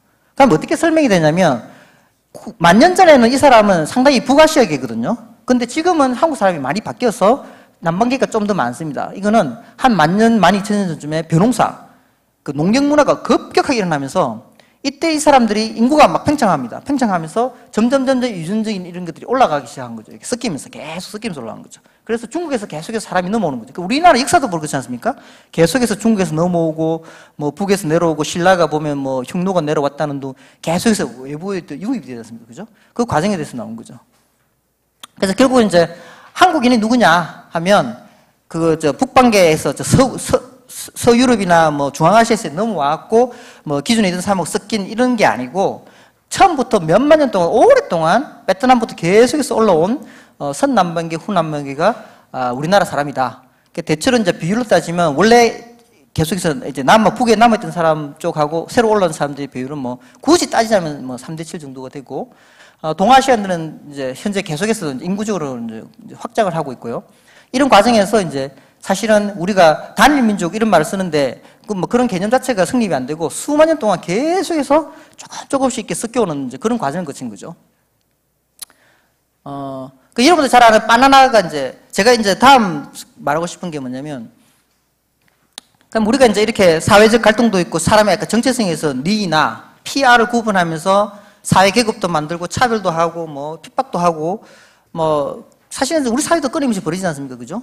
이게 어떤 자꾸 가르려 그러죠. 계급을 자꾸 가르려 그러고 뭐 이렇게 해서 이제 하는데, 그러면 제일 좋은 거는 제일 우월한 유전자 게놈 하나를 70억 년 싹 다 하면 최고로 좋을 거 아닙니까, 그죠? 단탄수화 논리입니다. 그렇게 뛰어난 우주였으면 IQ 200, 그죠? 신체 조건 뭐 최고고, 그죠? 잘생기고, 원빈같이 잘생기고, 소위, 저는 동의 안 하지만, 뭐 그런 분들, 뭐 김태희 같이 예쁘고, 뭐, 그런 사람 한 사람을 복제를 70억 명을 쫙 하면 최고가 되겠죠. 근데 아시겠지만, 여러분들 이미 답을 다 알고 계시지만, 절대로 그럴 수가 없습니다. 왜냐하면, 아시겠지만, 우리 생명, 아까 그 인간이 뭐냐, 뭐, 생명체의 본질이 뭐냐 했을 때 정보라고 그랬는데, 지금 지구가 사실은 이렇게 존재하는 이게 그 녹색의 나무가 많고 이게 존재하는 그 자체가 어디서 가능해졌냐면 다양성에서 가능해집니다. 다이버시티. 다이버시티가 가장 중요합니다. 오늘 이 자리에서도 마찬가지입니다. 우리가 한국 사람이 다 이제 이만큼 먹고 살게 된 것도 우리는 모르지만 내부에 다이버시티가 있었던 겁니다. 굉장히 다른 생각, 다르게 생긴 거, 뭐 다른 행동 이런 게 있었던 거죠. 아시다시피 바나나가 좀 멸종되니 많이 막 이렇게 사람들이 막 이렇게 뭐 난리를 치는데, 이유가 바나나가 다양성이 없어가지고 잘못하면 한 방에 확 가겠다는 거거든요. 그래서 큰 문제입니다. 그래서 이제 그 다양성을 높여야 된다고 심지어는 뭐 엉뚱한 아주 이상한 바나나를 찾아갖고 막 교잡을 시킨다는 이렇게 하는데, 우리 인간 사회나 심지어는 이 지구 전체에서 가장 중요한 거는 결국은 우리가 갖고 있는 이 다양성들입니다. 이 다양성의 사이즈가 국력이고요, 경제력이고 문화력이고 이게 이 지구의 건강한 겁니다. 다양성이 그렇게 중요합니다. 왜 다양성이 그렇게 중요하면 전산학적으로 컴퓨테이션을 하기도 다이버시티 해야지 최적화가 일어납니다. 옵티마이제이션 시킬 때. 저는 이제 그런 걸 이제 AI, 알파고 있지 않습니까? 알파고 같은 알고리즘이 이게 최적화를 잘 찾는 이유는 안에 다양성이 보장이 되기 때문입니다. 다양한 그 랜드스케이프에서 에너지 미니마이즈를 막 시킬 때 랜덤한 어떤 그런 다양성을 다 계속 줘가지고 옵티마이션 시켜야 되거든요. 그런 다양성이 중요하다. 그래서 이제 제가 이제 이때까지 이제 우리나라뿐만 아니라 전 세계의 어떤 그 인간의 정체성과 뭐 인종차별 문제, 뭐 계급차별 문제, 국적 문제 이런 거 다양한 문제인데, 첫 번째 해법 방향을 이제 저는 이제 과학적으로 이제 굳이 이제 의견을 드리면, 저는 뭐 비전문가지만 첫 번째는 다양성의 중요성 인식이 돼야 됩니다. 그래서 단순한 인간 문제가 아니고 우주 생명에 있는 모든 존재에서 다양성이 가장 중요합니다. 컴퓨테이션을 일어나려면, 컴퓨팅이 일어나려면 다양해야 됩니다. 다양한 것에서 컴퓨팅이 일어납니다. 그러면서 다양성에 오는 차이하고 또 차별, 어떤 계급적인 차별하고는 완전히 다르다는 걸 인식해야 됩니다. 예를 들어 우리나라 사람들 물어보면 삼성전자의 공장에 있는 그 노무자한테 당신의 꿈이 뭡니까? 난 나중에 삼성 이런 회사의 회장이 되는 거예요. 이렇게 한답니다. 외국 기자가 물어보면 이거 기술을 하는 거죠. 이 세상 어디에도 한국 사람 같이 자기가 무슨 조그만 뭘 구멍가게를 하면서 뭐 꿈이 뭐 삼성 같은 내가 나중에 그런 그룹을 만들 거예요. 이렇게 답하는 사람은 없는 거죠. 이 한국 사람이 좀 굉장히 독특한데, 이 어디서 왔는지는 아직 잘 모르겠습니다. 굉장히 한국 사람들이 이 평등한 거 이거에 대해서 민감합니다. 그래서 한국이 내 생각에 촛불혁명이 일어날 수 있는 이유는, 한국 사람들은 얘기 쉽도 그렇겠지만 내나 대통령이나 뭐 이런 게 있습니다. 이게. 근데 생각보다 서구 사회는 이게 더 적습니다. 깜짝 놀랄 일이지만. 그러니까 민주주의는 굉장히 발달되어 있고 다양성도 있고 그렇게 했지만, 생각보다 이런 어떤 우리나라 사람만큼의 어떤 평등이나 기본 이런 거에 대해서 대담한 사람이 드뭅니다. 전 세계에서. 일본만 가도 다르고요. 그래서 이제 그런데 문제가 뭐냐면, 이 차이하고 그다음에 평등해하고 완전 해결적으로 같다 하는 거하고 다른 거, 그다음에 차별하고 다른 거에 대해서 뭔가 좀 연구가 더 돼야 돼서 그런 게 있어야 되고요. 그래서 저는 이제 기본적으로 제가 제안한 거는 생물학적, 문화적, 사회적, 개인적 다양성의 존중을 아예 헌법에다 명시해야 된다라는 게 제 이제 과학자적인 의견입니다. 이 말은 우리나라 헌법, 저도 이제 헌법 되게 좋아합니다. 그래서 헌법 맨날 읽어보고, 우리 연구소에 지원을 하면 조건이 있습니다. 지원하는 누구든지 무조건 헌법 읽어보게 합니다. 우리 회사도 마찬가지고. 그래서 제 회사 우리 경영 이념이 우리 랩 경영 이념이 헌법 경영입니다. 그래서 헌법을 무조건 읽어보게 하는데 그 헌법 읽어보면 진짜 멋집니다. 한국 헌법만큼 진짜 멋진 헌법도 드뭅니다. 제가 미국 헌법도 뭐 보고 이랬는데 한국의 헌법에 이제 읽어보면 뭐 엄청난 인본주의적, 철학적 뭐 어떤 정의, 혁명, 뭐 4.19부터 해가지고 뭐 이런 게 있는데 제가 보기에 빠진 게 있습니다. 그게 다양성에 대한 게 좀 빠져 있습니다. 이제 물론 홍익 인간 이념이 있어갖고 다 인정을 하지만 우리가 문화적, 사회적, 개인적, 사상적 어떤 다양성을 진짜로 인정해줘. 차이와 차별에 대한 어떤 개념을 확실한 그런 게 있어야 된다. 그 근거를 제시할 수 있는 이런 것들이 왜냐하면 기본적으로 저희들은 다양한 유전자를 갖고 있고 다양한 조상을 갖고 있고 문화적으로도 이 다양한 다문화 시대에 현대사회에서 뭐 저 서구든지 뭐 동구든지 뭐 아프리카든지 이런 거에서 다양한 어떤 그런 걸 이제 같이 살아야 되기 때문에 헌법에 아예 명시를 해야 된다. 개인적으로 제가 관심이 갖고 있는 어릴 때부터 이제 그랬고 이제 여러분 조상님 여기 계십니다. 여러분이 사실은 제사를 지내시면 사실 이분들한테 하시는 겁니다. 여러분 할아버지한테 하고 할아버지 결국은 여러분 조상 이런 분한테 하시는 거예요. 이게 동남아시아의 니그리토입니다. 거기 가면 이제 아직도 안다만 열도나든가 뭐 이렇게 보르네오 이런 데 가면 이런 사람들이 있는데 산에 가면 이제 정글에서 있는 분들인데 결국 우리가 여러분들은 우리나라에서 보면 희한하게도 동남아시아에 대한 편견이 있어갖고 뭐 그런 게 있는데 결국은 다 연결되어 있는 거죠. 그래서 여러분들 조상이고요. 예, 이상입니다. 예.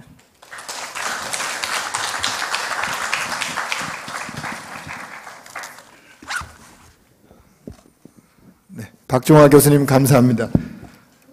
PPT 작동이 잘 안 돼서 여러모로 불편을 드려서 죄송합니다. 그럼에도 불구하고 아주 알기 쉬운 강의를 해주셔서 감사합니다. 보통 저희들이 그 인문관통이라고 할 때 인문학자를 처음에 초청할 것인가 혹은 인문학과 관련된 자연과학 계통을 초청할 것인가 많은 고민을 했습니다만은 역시 저희들 예상대로 그리고 이사장님 예상대로 자연과학자의 마지막 결론이 헌법의 다양성을 명시하라는 결론으로 대단히 인문사회학적인 결론을 내려주셨습니다. 그리고 이 정해진 시간에 맞춰주신 것에 대해서 더욱더 감사드립니다. 남은 시간은 저희들이 45분 정도 질의응답 시간을 갖고자 합니다. 제가 들어오다가 플래카드를 봤습니다만은 한국 최고의 게놈 연구자라고 이렇게 기록이 되어 있는 것 같습니다. 아마 제가 오늘 강의를 들으면서 세계 수준급의 게놈 연구자가 아닌가라는 생각을 했습니다. 아마 대단히 좋은 기회이기 때문에 여러분들 기탄 없이 질문해 주시고 남은 45분 동안 즐거운 질의응답 시간이 되기를 기대하겠습니다. 자, 질문 있으면 손을 들고 소속을 말씀해 주시고 질문해 주시기 바랍니다.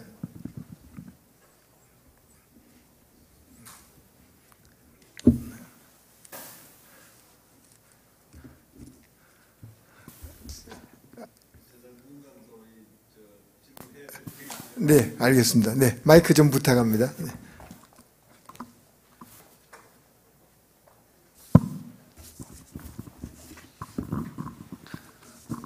예, 잘 들었습니다. 이 자료는 16쪽인데요.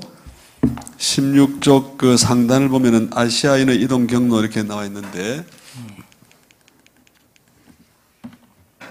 아시아인의 이동 경로. 오늘 우리 박 교수님 이 강의를 듣기 전에 제가 읽은 책이, 나얀 찬다라는, 이분은 아마 언론인 출신 같은데요.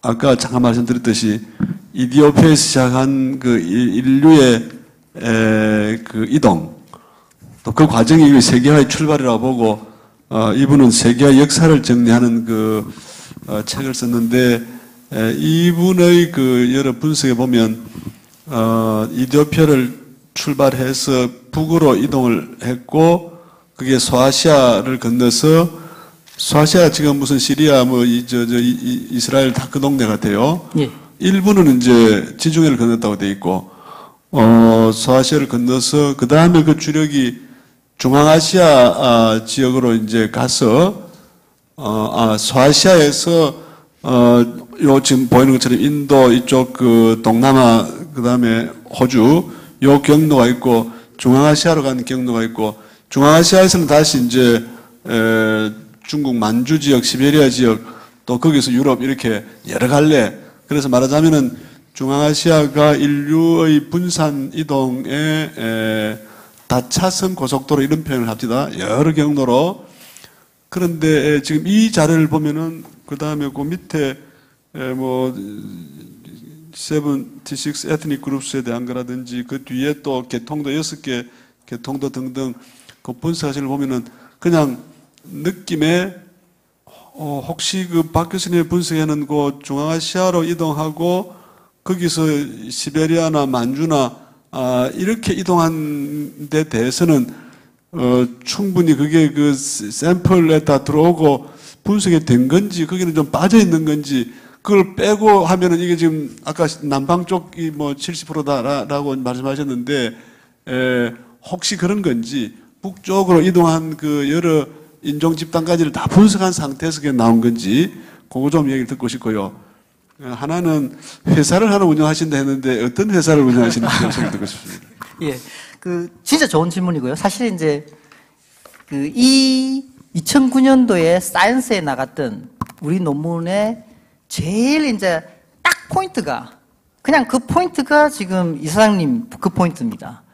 그 중앙아시아나 이쪽 그 지역이 진짜로 빠져서 그런 건지 원래 진짜 그런 건지 아니면 남방경인데 이걸 뭐 몇십 년 동안 싸웠습니다. 그 사람들이. 이게 엄청난 문제였습니다. 그래가지고 이제 싸웠는데 거기다가 이제 우리들이 세기 박대를 이제 박았다고 한 게 중앙아시아가 없다. 그러니까 아직까지도 중앙아시아 쪽 그림을 전부 다 그렇게 그립니다. 그냥 이렇게 그릴 때 그냥 이렇게 이렇게 걸어가지고 이제 만주 쪽으로 오게 하고. 그러고 제가 박사할 때 그 옥스퍼드에 있는 유명한 인류학자가 와서 강의를 했는데 그 당시에 그분이 뭐라고 했냐면 10만 년 전에 중앙아시아에 그 우리 조상이 있었는데 그 10만 년에 그 조상이 서쪽으로 가서 유럽 사람이 됐고 동쪽으로 와서 한국 사람이 됐다. 이런 말까지 했었습니다. 그 배가 박사할 때니까 겨우 뭐 해봐야 20몇 년 전인데요. 그 당시에 진짜 그랬었습니다. 중앙아시아가 4차선 고속도로 같은 역할을 했다라고 했었습니다. 그랬는데 지금은 전혀 아니라고 생각하는 게 이제 우리 주장이고 그 근거로 데이터가 없어서가 전혀 아니고요. 실제로 그 중앙아시아 그쪽에서 인고를 지금도 서울대에 계신 분들이나 제 친구가 이제 서울대 김정일 교수 고고학인데 파고 있습니다. 그 파고 있고 지금도 계속 팝니다. 그 판 게 어떤 게 있냐면 13,000년, 뭐 10,000년, 4,000년, 5,000년 이런 게 막 지금도 나오는데 그 뼈를다가 보면 중앙아시아 넘어온 게 아닙니다. 아니고 확실히 이쪽과 그쪽이 있고 위구르족 같이 섞여 있습니다. 그러니까 위구르는 반반이거든요. 그러니까 위구르나 이런 사람을 옛날에 연구를 하던 분들이 신장 위구르 뚝 가서 보니까 동양인도 아니고 서양인도 아니고 약딱 반쪽도 된 사람들이 다 그렇게 있는 겁니다. 유전자를 검사를 해보니까 정확하게 반반입니다. 그러니까 이 사람들의 조상이 아마 이게 4차선 고속도로의 어떤 그거의 실크로드 뭐 이런 거 하면서 했겠구니 이런 것들이 이제 퍼져서 그렇게 된 겁니다. 그래서 지금은 거의 중앙아시아 라인은 없다. 또 다른 이유들로는 아까 말씀드린 고게놈 이제 들고 파니까 옛날 것 파니까 실제로 그렇게 나오고. 그리고 지금 저희들이 샘플링을 지금 살아있는 사람들 있지 않습니까? 중앙아시아를 다 한 겁니다, 사실은. 그래서 뭐 카자흐스탄 뭐 해서 실제로 다 커버를 했습니다. 예.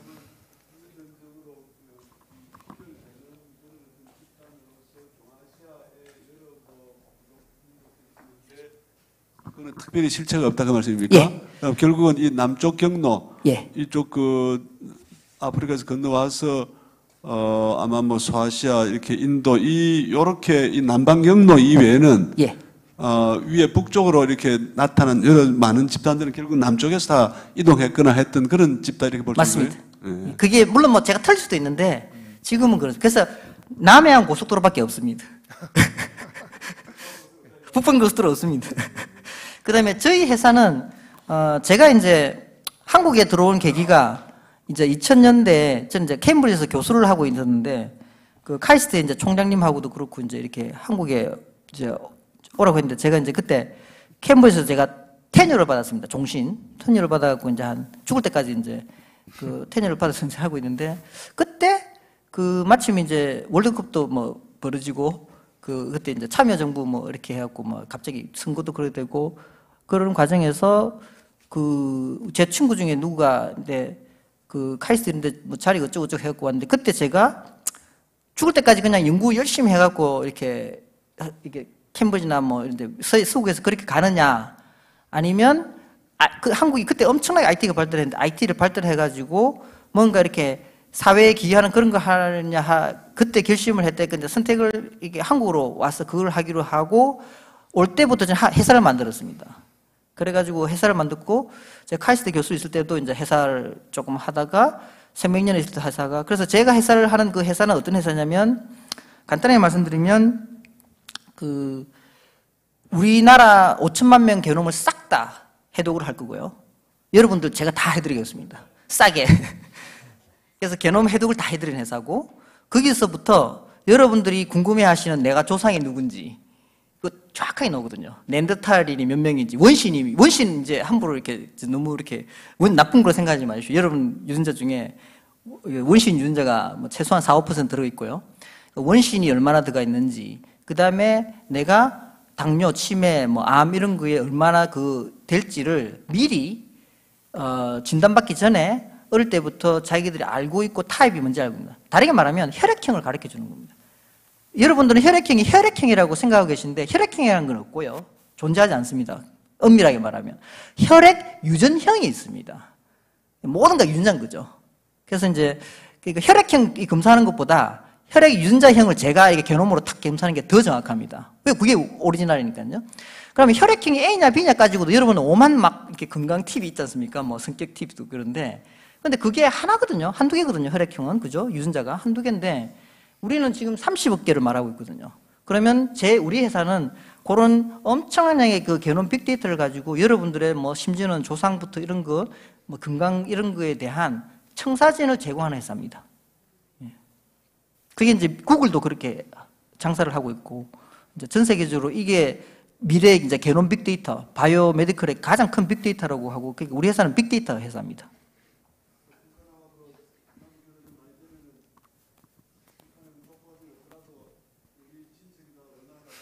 이거 다 찾아낼 수 있습니까? 예, 존중입니다.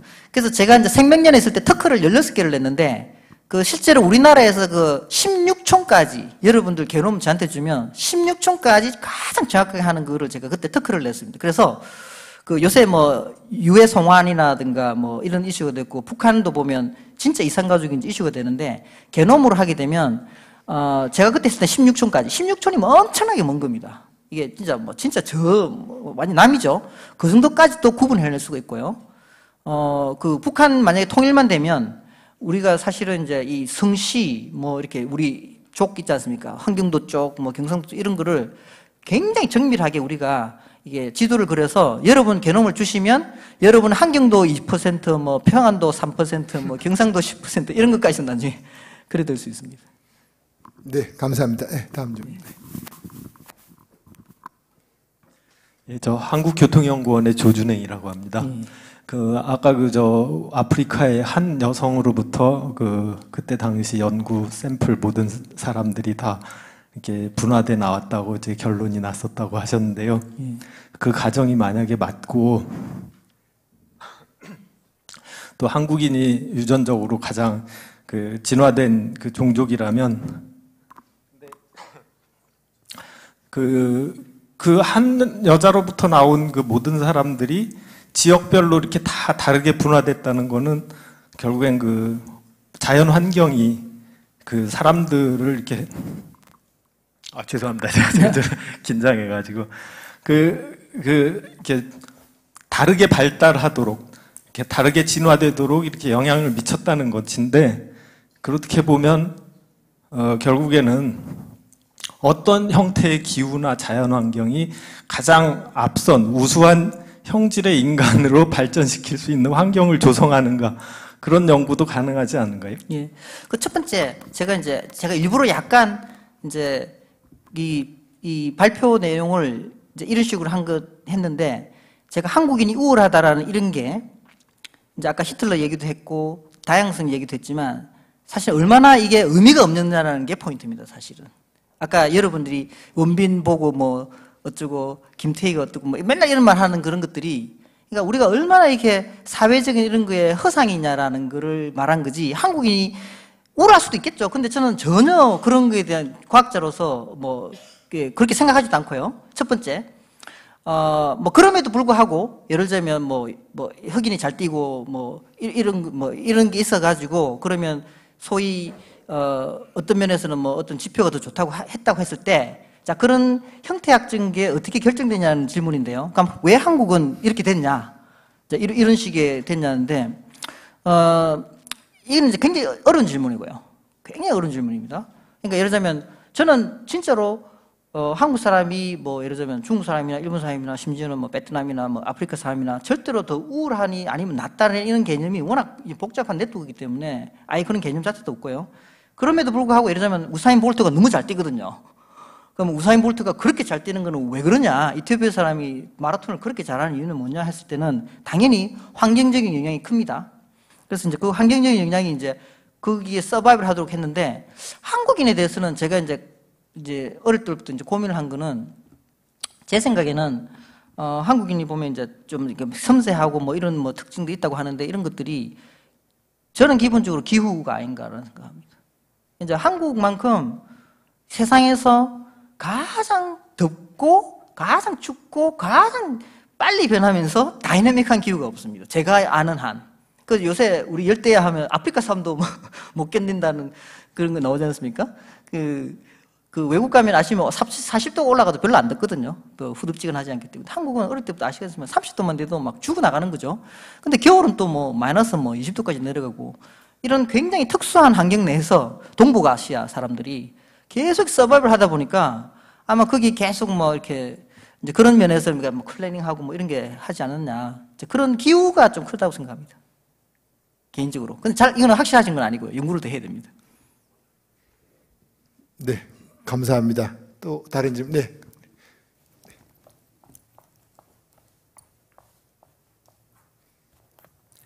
네, 대외경제정책연구원의 김웅정이라고 합니다. 앞서 신장 위구르족 말씀하셨는데, 교수님의 그 이동 경로를 따른다면, 거기가 이제 유럽하고 아시아 쪽이 정확히 반반이라고 말씀하셨는데, 그러면 어떻게 유럽 쪽이 그렇게 반이나 되는지, 그러니까 남쪽으로 이렇게 쭉 와서, 아까 저쪽 동남아 쪽으로 가고, 그 다음에 이렇게 위로 올라왔다면은, 신장 위구르가 지리적으로 봤을 때 동아시아 쪽에 훨씬 치우쳐 있는데, 어떻게 유럽 쪽이 반이나 되는지, 이게 궁금하고요. 그 다음에 이제 아까 네안데르탈인 말씀하셨는데, 지금 7만 년 전에 이제 이렇게 퍼졌다는 건 다 호모 사피엔스를 말씀하시는 거죠. 그죠? 그러면은 이제 우리하고 다른 인간인데, 그 다른 인간이 네안데르탈 말고, 다른 또 어떤 모르겠습니다. 자바 원인이 혹시 다른 인간이었는지 모르겠는데, 하여튼 그런 것도 이제 이렇게 현재 인류에 이렇게 그 게놈 검사를 하면 나오는지, 그 다음에 이제 제가 이제 저희 그 직업상 이제 이렇게 출장을 가다 보면은 이란 같은 데 가보면은 남자들 중에서 여자들은 잘 모르겠습니다. 다 뒤집어 쓰고 있어가지고. 근데 남자들 보면은 한 10% 정도는 거의 북유럽 사람 또는 이제 독일이라든가 이쪽 사람들하고 생김새 거의 이제 다름이 없는 이제 그런 사람들을 많이 봅니다. 특히 이란 쪽에 가면은. 그래서 이제 그런 것이 이제 그러면 인구가 이동하는 이제 그런 것을 볼 수 있는 건지. 그다음에 이제 불가리아 같은 데 가도 마찬가지입니다. 불가리아는 특히 더합니다.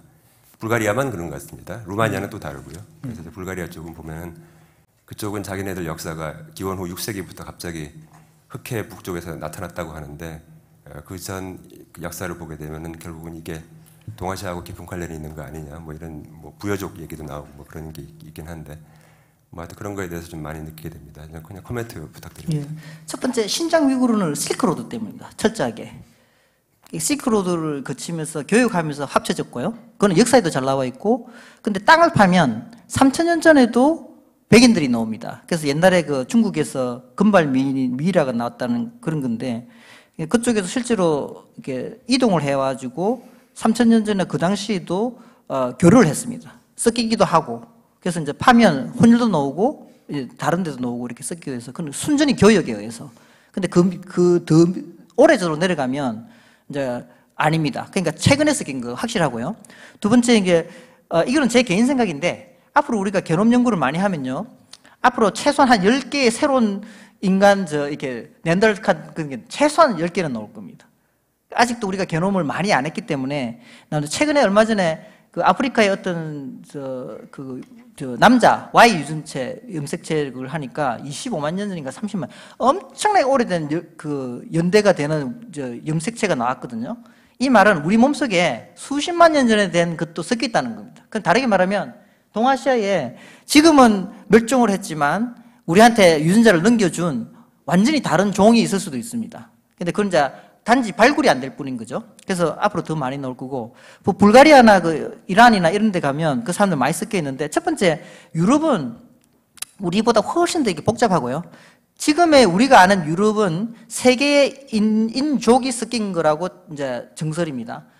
원래 있었던 헌터 게더러, 수륙 체지인, 그 다음에 농경인, 중동에서 올라간 농경인, 그 다음에 중앙아시아의 동양인, 우리 같은 사람.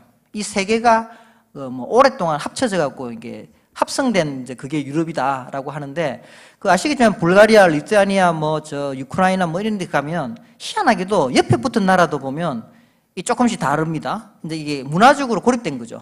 이제 딱 문화적으로, 종교적으로 딱 고립이 되면 그게 한 1000년 가버리면 이게 이제 아까 말씀드린 고립이 돼버리는 겁니다. 결혼 안 하는 거죠. 우리 남북한 지금 요새 결혼 안 하지 않습니까? 그래서 이제 아마 이거 몇 세대만 더 가면 개놈하면 남북한 갈립니다. 딱 제가 이렇게 겸사하면 쫙 갈려버립니다. 제주도 갈리거든요. 제주도하고 본토사람 확 갈립니다. 그러면 이제 그렇게 될 거라는 거죠. 그래서 이제 이 중동 그쪽은 아까 10% 정도 부족이 있는 거는 당연히 그 중동 그쪽에서 이제 오히려 이제 더 뿌리를 듣고 계속 섞이기도 했지만, 그런 데서 이제 북유럽 쪽 이제 이렇게 그쪽으로 간 거죠, 사실은. 거기가 이제 원산지죠, 중동 쪽이요. 제가 아는 건 그렇습니다. 네, 감사합니다. 또, 네. 네. 저는 경제인문사회연구의 이병준입니다. 오늘 이러한 그 과학기술과 또 인문학과 더 나아가서는 이제 정책하고 연결이 되면 좋겠다고 생각하는데요.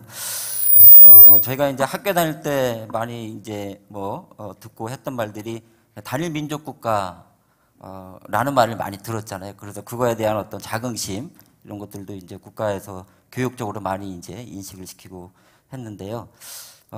교수님이 이제 강의를 들어보면은, 이제 다양성이 굉장히 중요하다고 이제 말씀을 하셨어요.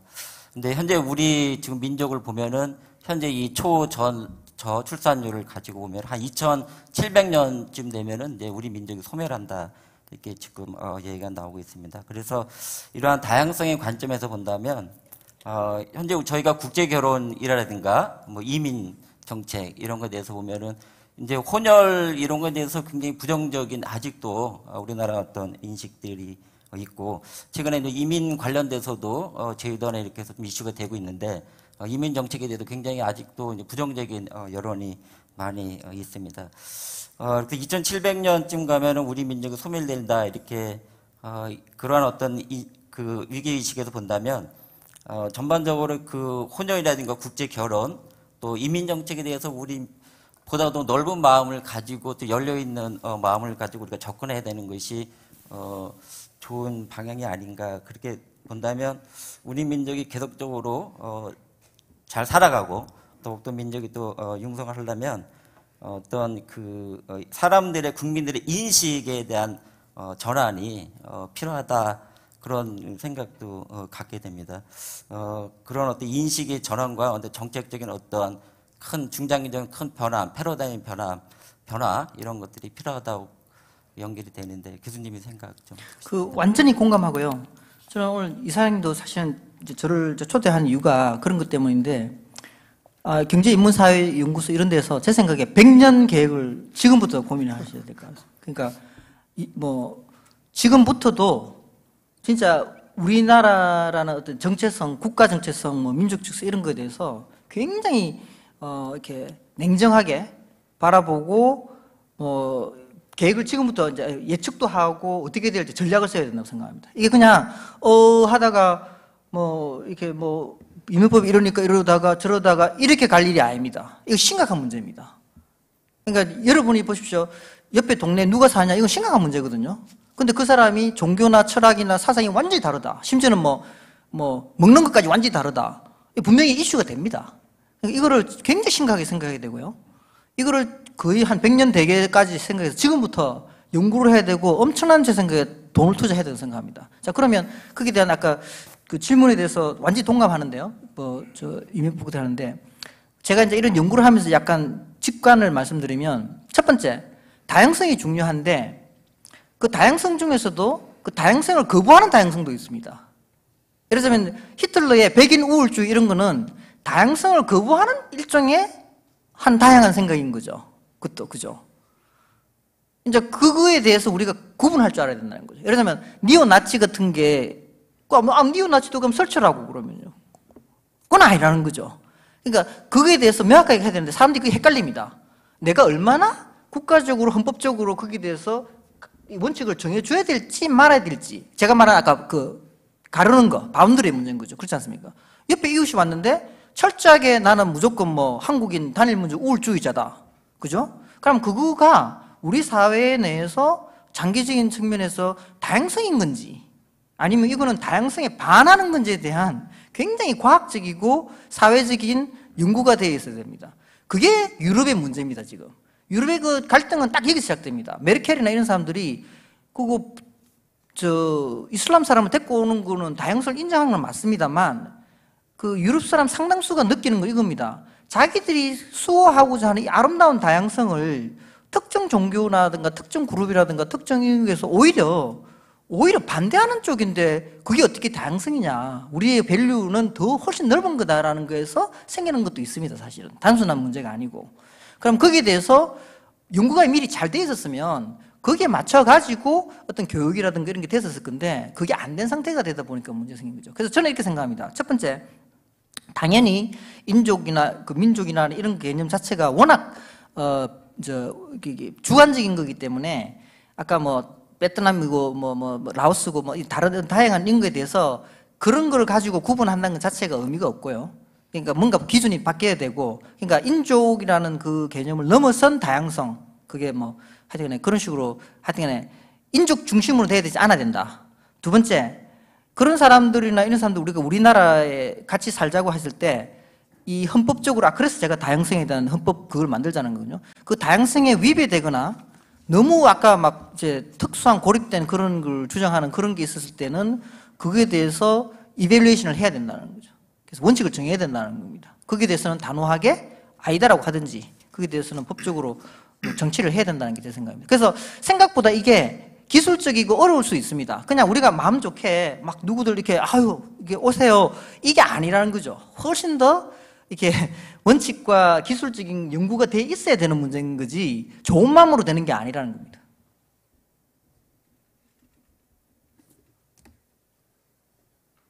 네, 감사합니다. 또 다른 질문이 있을까요? 사회자는 질문이 없으면 질문까지 대신해야 되는 책임이 있는 것 같습니다. 제가 여러분들 질문 생각하실 시간을 좀 드리기 위해서 제가 한 가지 질문을 드리겠습니다. 박 교수님께서는 울산시에서 울산 시민 1만 명의 게놈 조사를 하는 연구를 시작하셨다고 한번 신문에 기사가 난 적이 있습니다. 그리고 또 오늘 말씀하셨습니다마는 이 게놈 조사하는 이 사업을 하고 계신다고 있는데요. 제가 이 두 이야기를 듣고 나서 혹시 그 교수님이 하시는 이 사업이 잘 안 돼서 시민 1만 명을 하시겠다고 프로젝트를 하신 건지, 제가 이 질문을 드리는 이유는 게놈 조사라는 이런 사업을 하시면서 울산 시민들 혹은 한국인들이 어떻게 반응하는가 하는 게 제 첫 번째 질문이고, 거기에 겸해서 제가 교수가 기업을 하거나 할 때 절대 투자하지 말라는 얘기를 들었습니다만 적자인지 흑자인지만 대답을 해주시면 고맙겠습니다. 그리고 또 하나는 한국 사회에 대해서 아마 그 게놈 조사를 하시면서 이제 오늘도 강연 도중에 여러분들의 게놈을 그 직접 조사해 주시면 많은 것을 알 수 있다 이런 말씀을 하셨고요. 제가 만일 그 교수님 강의를 듣고 이게 제가 동양 철학을 공부하고 있습니다만은 영업을 하기 시작해서 사람들에게 게놈 조사를 한다고 얘기를 해놓고 혼자 중얼중얼 하다가 교수님 마지막 PPT 장면 그 사진 하나 내놓고 자네 조상은 이거야. 이렇게 결론을 내는 정도는 아닐 거라고 생각이 됩니다. 그래서 그런 그 게놈 조사 사업이라는 것의 그 다양성 혹은 차이점 이런 부분이 어떻게 되는지 조금 묻고 싶습니다. 그 첫 번째 울산 시민분들은 지금 작년에 1000명을 했고 굉장히 좋아합니다. 한국 분들이 원래 호기심이 많은 분들이라서 그걸 이제 게놈을 해서 하니까 굉장히 만족도가 높고요.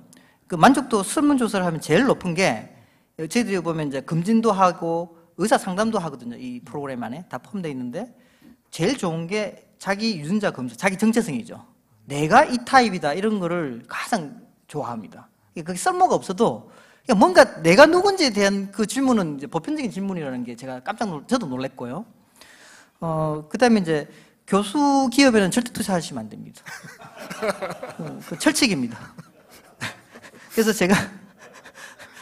저는 이제, 사실은 저는 이제 이미 저는 교수, 유니스도 제가 교수를 하려고 내려간 건 아니고 그 조무재 총장이었었는데 저는 여기서 연구하러 온 게 아니고 연구는 당연하지만 상용화를 해서 우리나라 지금 앞으로 조선, 뭐 반도체 다 무너질 겁니다.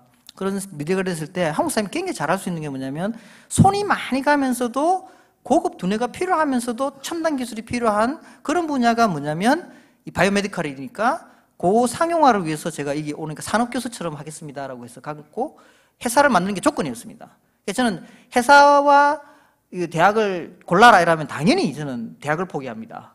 그래서 저는 이제 그 교수기업 그 문제를 잘 알고 있고요. 그 다음에 이제 아까 마지막 질문이 다양성에 이제 제가 해보니까 네. 어떤 그런 문제.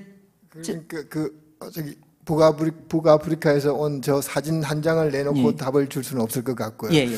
그래서 게놈 조사를 하셨을 때 대답의 그 개개인별의 차이점이라고 할까요? 그 부분입니다.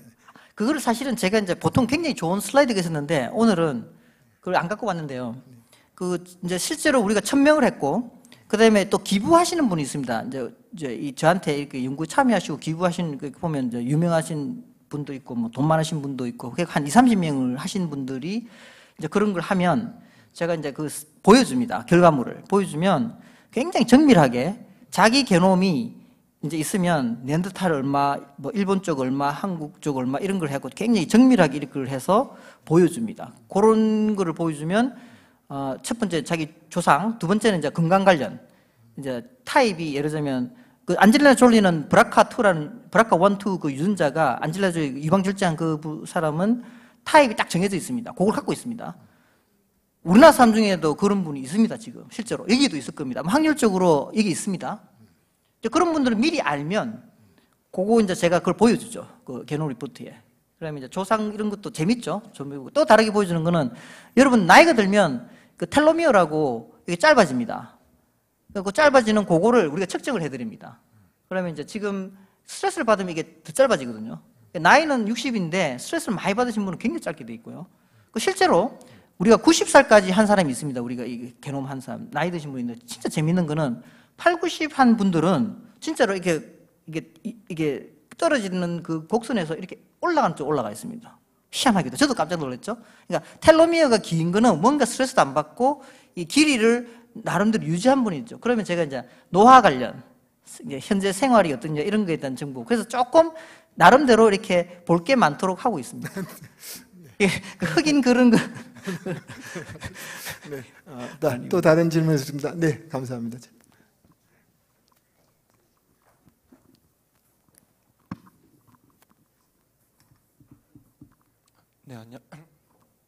네, 안녕하세요. 저 한국직업능력개발원 청년인턴 김지우입니다.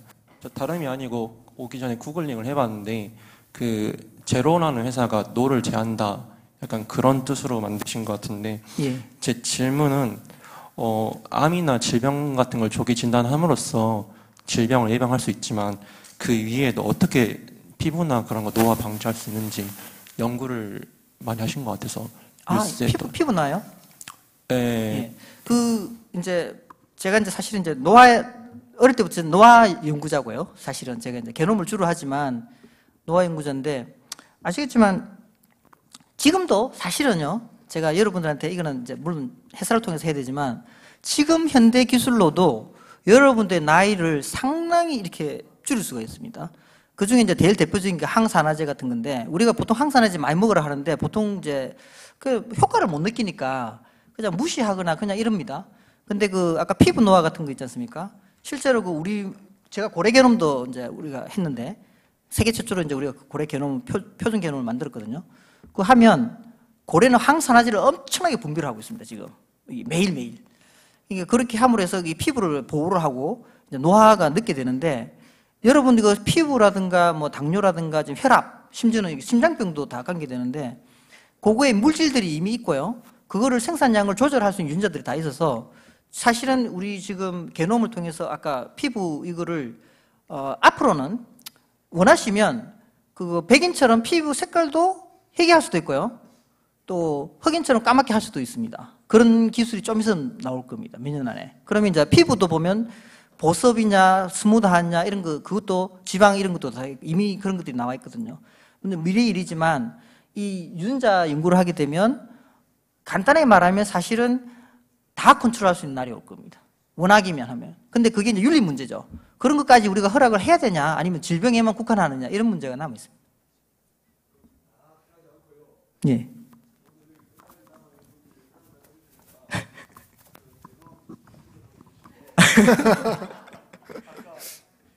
아까 그 항노화 뭐 이렇게 한다 했는데, 예.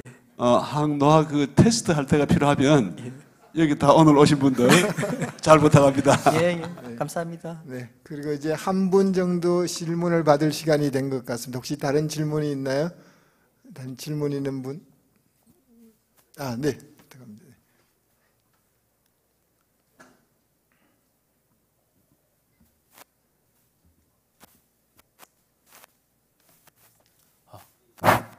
안녕하세요. 경제인문사회연구회 장재덕입니다.